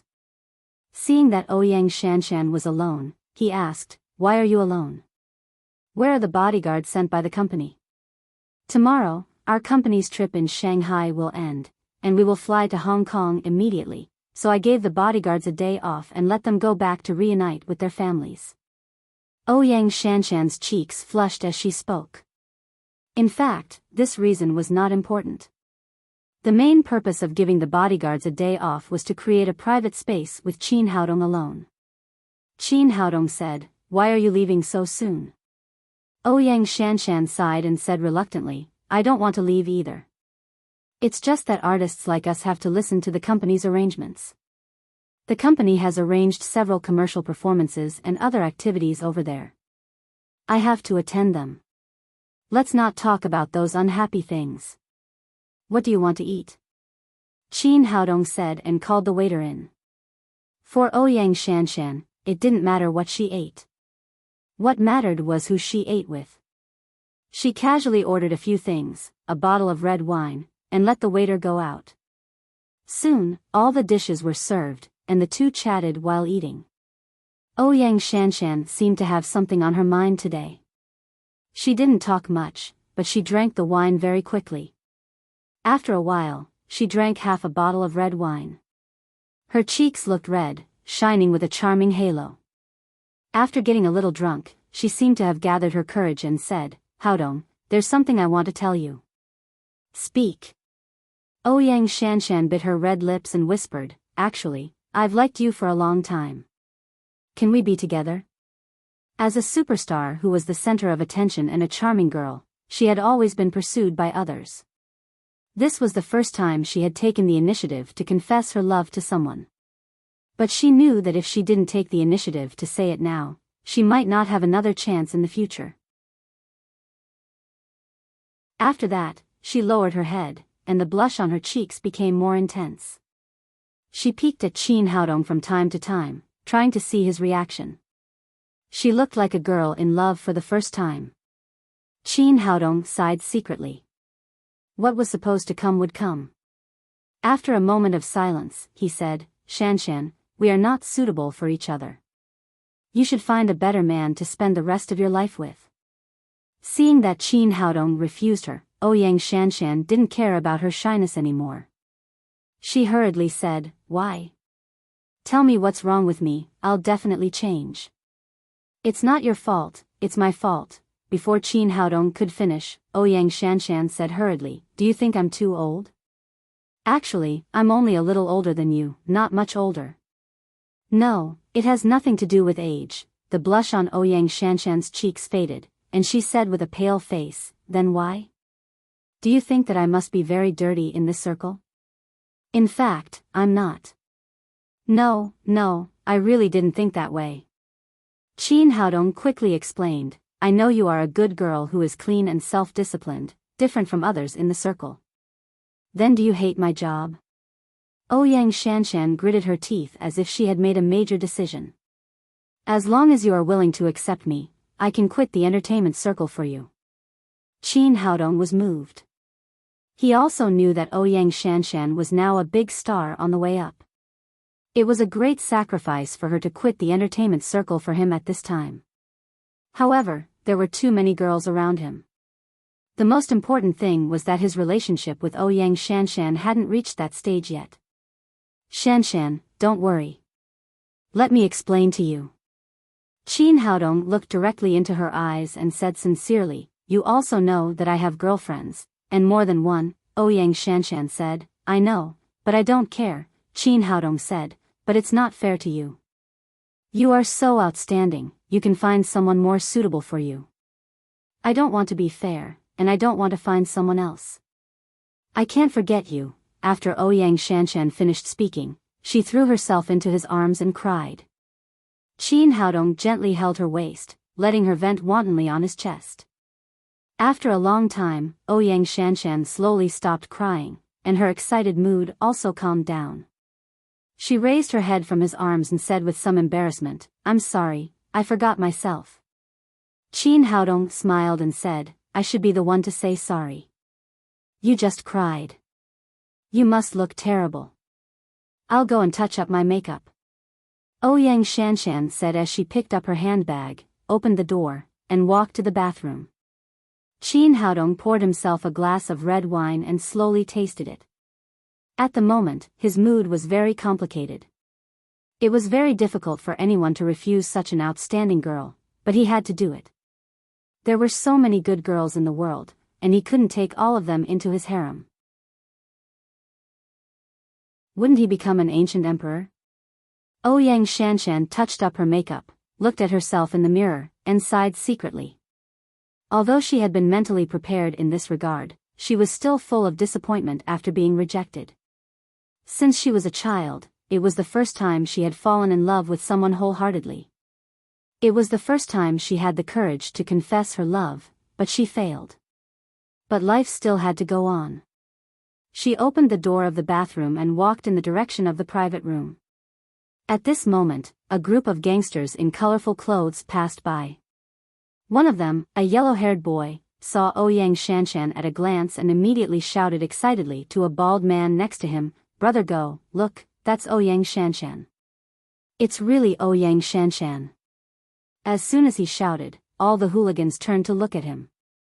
Ouyang Shanshan regretted for a while. She forgot to wear a mask and sunglasses when she went out, so she was recognized by a group of gangsters. The worst thing was that there was no bodyguard around her today. Brother, it's really Ouyang Shanshan. The hooligans rushed forward and surrounded her in the middle. I used to drool while watching TV, but today I finally see her in real life.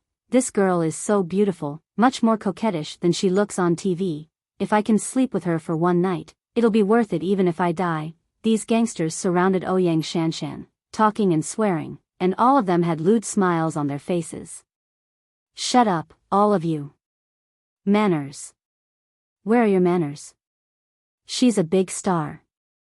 We have to behave in a civilized way. Don't scare her. The bald man scolded his gangsters, turned around and looked at Ouyang Shanshan with a wicked smile. Little girl, you're really good looking. You have such a thin waist, but such a big chest and such a round butt. I really don't know how you grow it. I heard that most of the people in your line of work have plastic surgery. Come on, let brother go check whether you're real or not. You gangsters, get out of my way. Ouyang Shanshan was so angry that she slapped the bald man in the face. Although the slap was not too hard, it was crisp and loud. Bitch, how dare you hit me? Do you know who I am? I'm Sigu, the famous Sigu. Have you heard of him? The bald man said fiercely, brothers, take this girl away. I've played with countless women over the years, but I've never slept with a big star. Today, I want to taste what it's like to be a star. Got it, boss. Let us have a taste after you've used her. Several gangsters said and reached out to grab Ouyang Shanshan. Bang. Bang. Bang, but before these hooligans could even touch them, they were all sent flying out and fell to the ground like dead dogs, howling in pain like pigs being slaughtered. Qin Haodong came to Ouyang Shanshan and asked softly, how is it? These scumbags didn't scare you, did they? Ouyang Shanshan shook her head gently and sighed in her heart. Why did this man appear in front of her every time she was in danger? Why did he not let her have him? Was God joking with her? Chin Haodong patted her on the shoulder and looked back at Sigu. Boy, how dare you hit my people? Do you know who I am? Before Sigu could finish speaking, he saw a fist getting bigger and bigger in front of him, and then it hit his stinky mouth with a bang. With a muffled groan, his whole body was hit and flew 7 or 8 meters away, hitting the wall behind him with a bang. He got up from the ground and was about to speak when he spat out his teeth, which made him even angrier. He waved to the gangsters next to him and shouted, "Go, destroy this guy." 7 or 8 gangsters rushed towards Chin Haodong. But they were no match for him. They were just like ants in front of Chin Haodong. In the blink of an eye, they were all lying on the ground, wailing. Sigu was shocked and knew that he had met a tough character today. He turned around and ran out, ignoring the gangsters on the ground. Since the boss had run away, these gangsters naturally did not dare to stay. They got up one after another and ran out in embarrassment.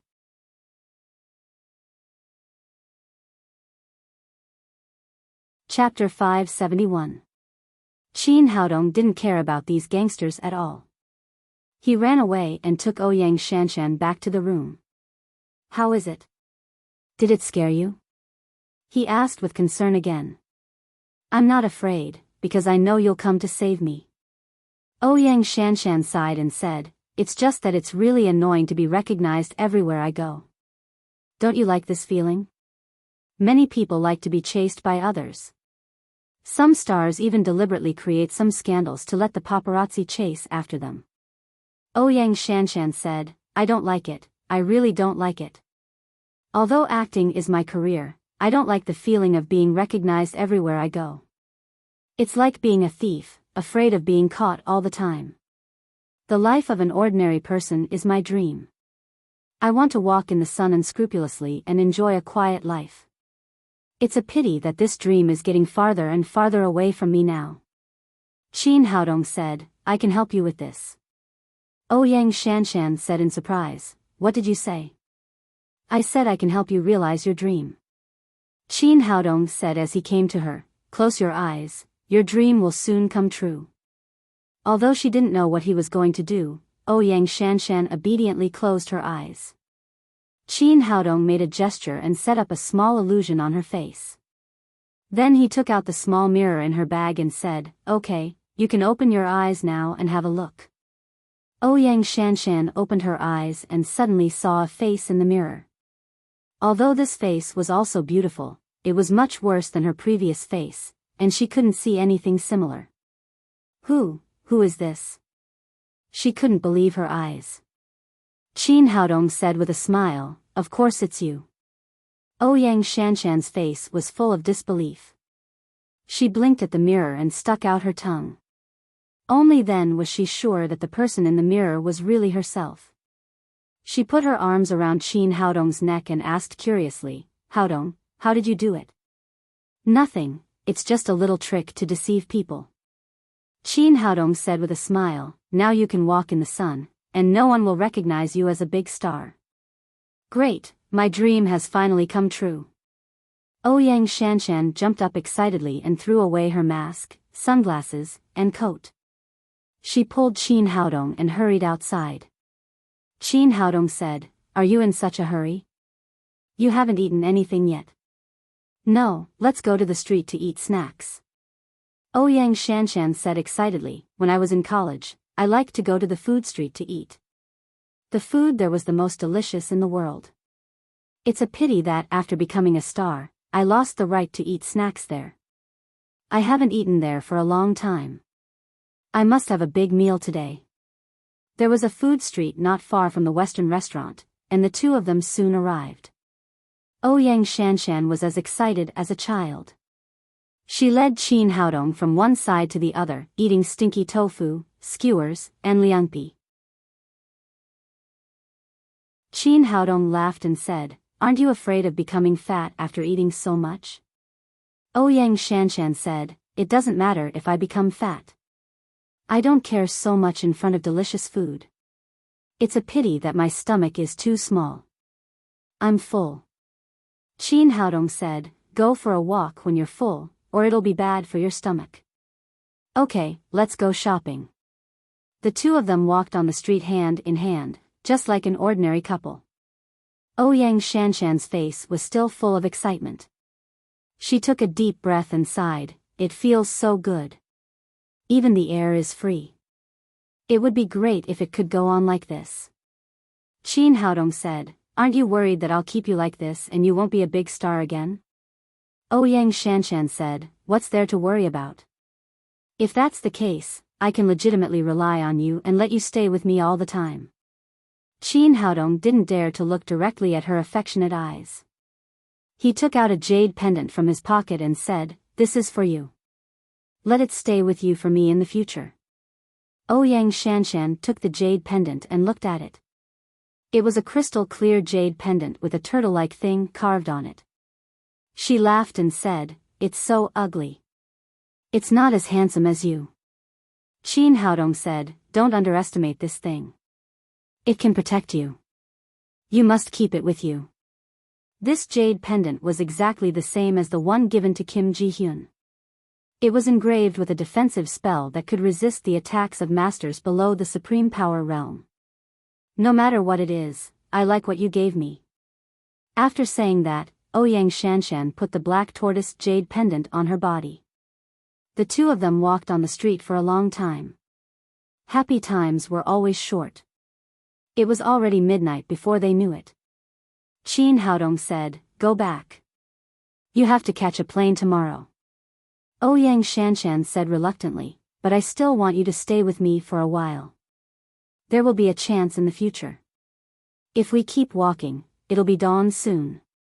Will there be a chance in the future? Ouyang Shanshan looked at him with burning eyes and said, there should be. Qin Haodong was not too sure about this kind of thing. Well, you take me back to the hotel. The two of them walked back to the hotel where Ouyang Shanshan lived. Downstairs, Qin Haodong removed the illusion on her face and sent her back to her room. Have a good rest. I'm going back. Just as he was about to leave, Ouyang Shanshan suddenly put her hands around his neck and said softly, can you stay with me tonight? Qin Haodong slowly pulled her arms away and kissed her gently on the forehead. It's not fair to you.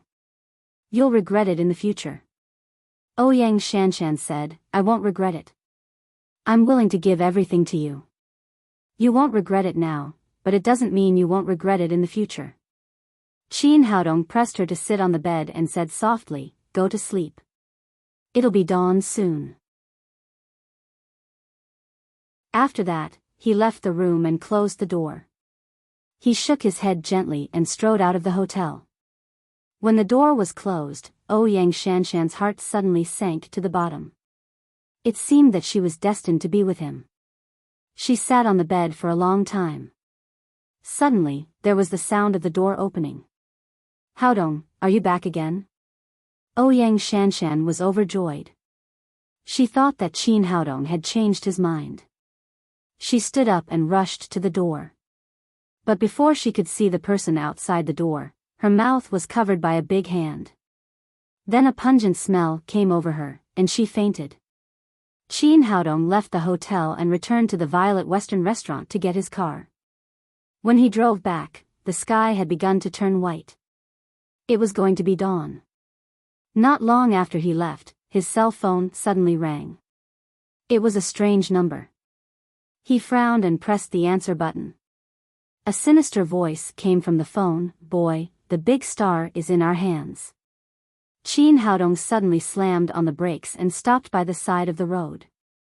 He asked, who are you? Little bastard, you just hit me and you still ask me who I am? I'm your master dog. Siga's angry roar came from the other side of the phone, you shameless couple, I've been waiting for you in the hotel all night, and now I finally got the big star. What do you want? Qin Haodong asked coldly. Although he had rejected Ouyang Shanshan, he would never allow her to be hurt. Siga said, boy, do you think you can beat me for nothing? Hurry up and send me 30 million yuan, or wait to receive the nude photos of the big star? Qin Haodong said, 30 million is too much. Can it be less? 30 million was not a big number for him now, but he didn't want to agree too quickly and arouse the other party's suspicion. Siga yelled, cut the crap. I've already inquired about it. Lin's jewelry is owned by you. You have the money to chase the star, but you don't have the money to pay me. 30 million is not a penny less, or I'll sell the nude photos of the big star to the paparazzi. Qin Haodong said, well, tell me your location and I'll send you the money now. Now go to the south of the city. I'll call you after you leave the city. Sigu said fiercely, be fast. If you're slow, I can't guarantee what my brothers will do to the big star. Qin Haodong said coldly, I'm telling you, I can give you money, but if you dare to touch her hair, I'll make you wish you were dead. Although it was just a phone call, Sigu still felt a bone-chilling chill, which made him shiver. Boy, do you think I'm scared? I'm telling you, don't call the police, or you'll have to wait to collect the body of the big star. After saying a few polite words, he hurriedly hung up the phone.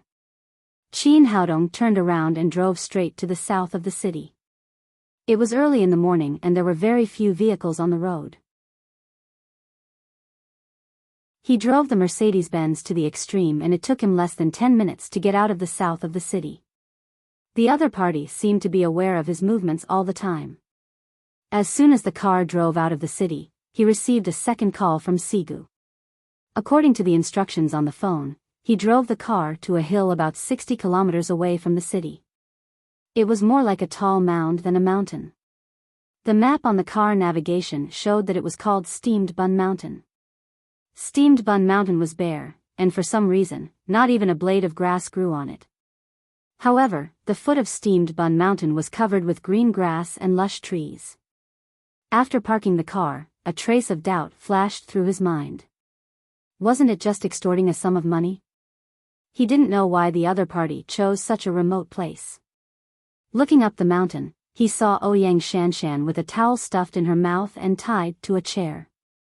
There was an electronic screen flashing with red light on her chest. It was a timer. Bomb. You're tuning into the Romantic Tales YouTube channel. Don't forget to subscribe and join us on this journey to catch the most captivating stories.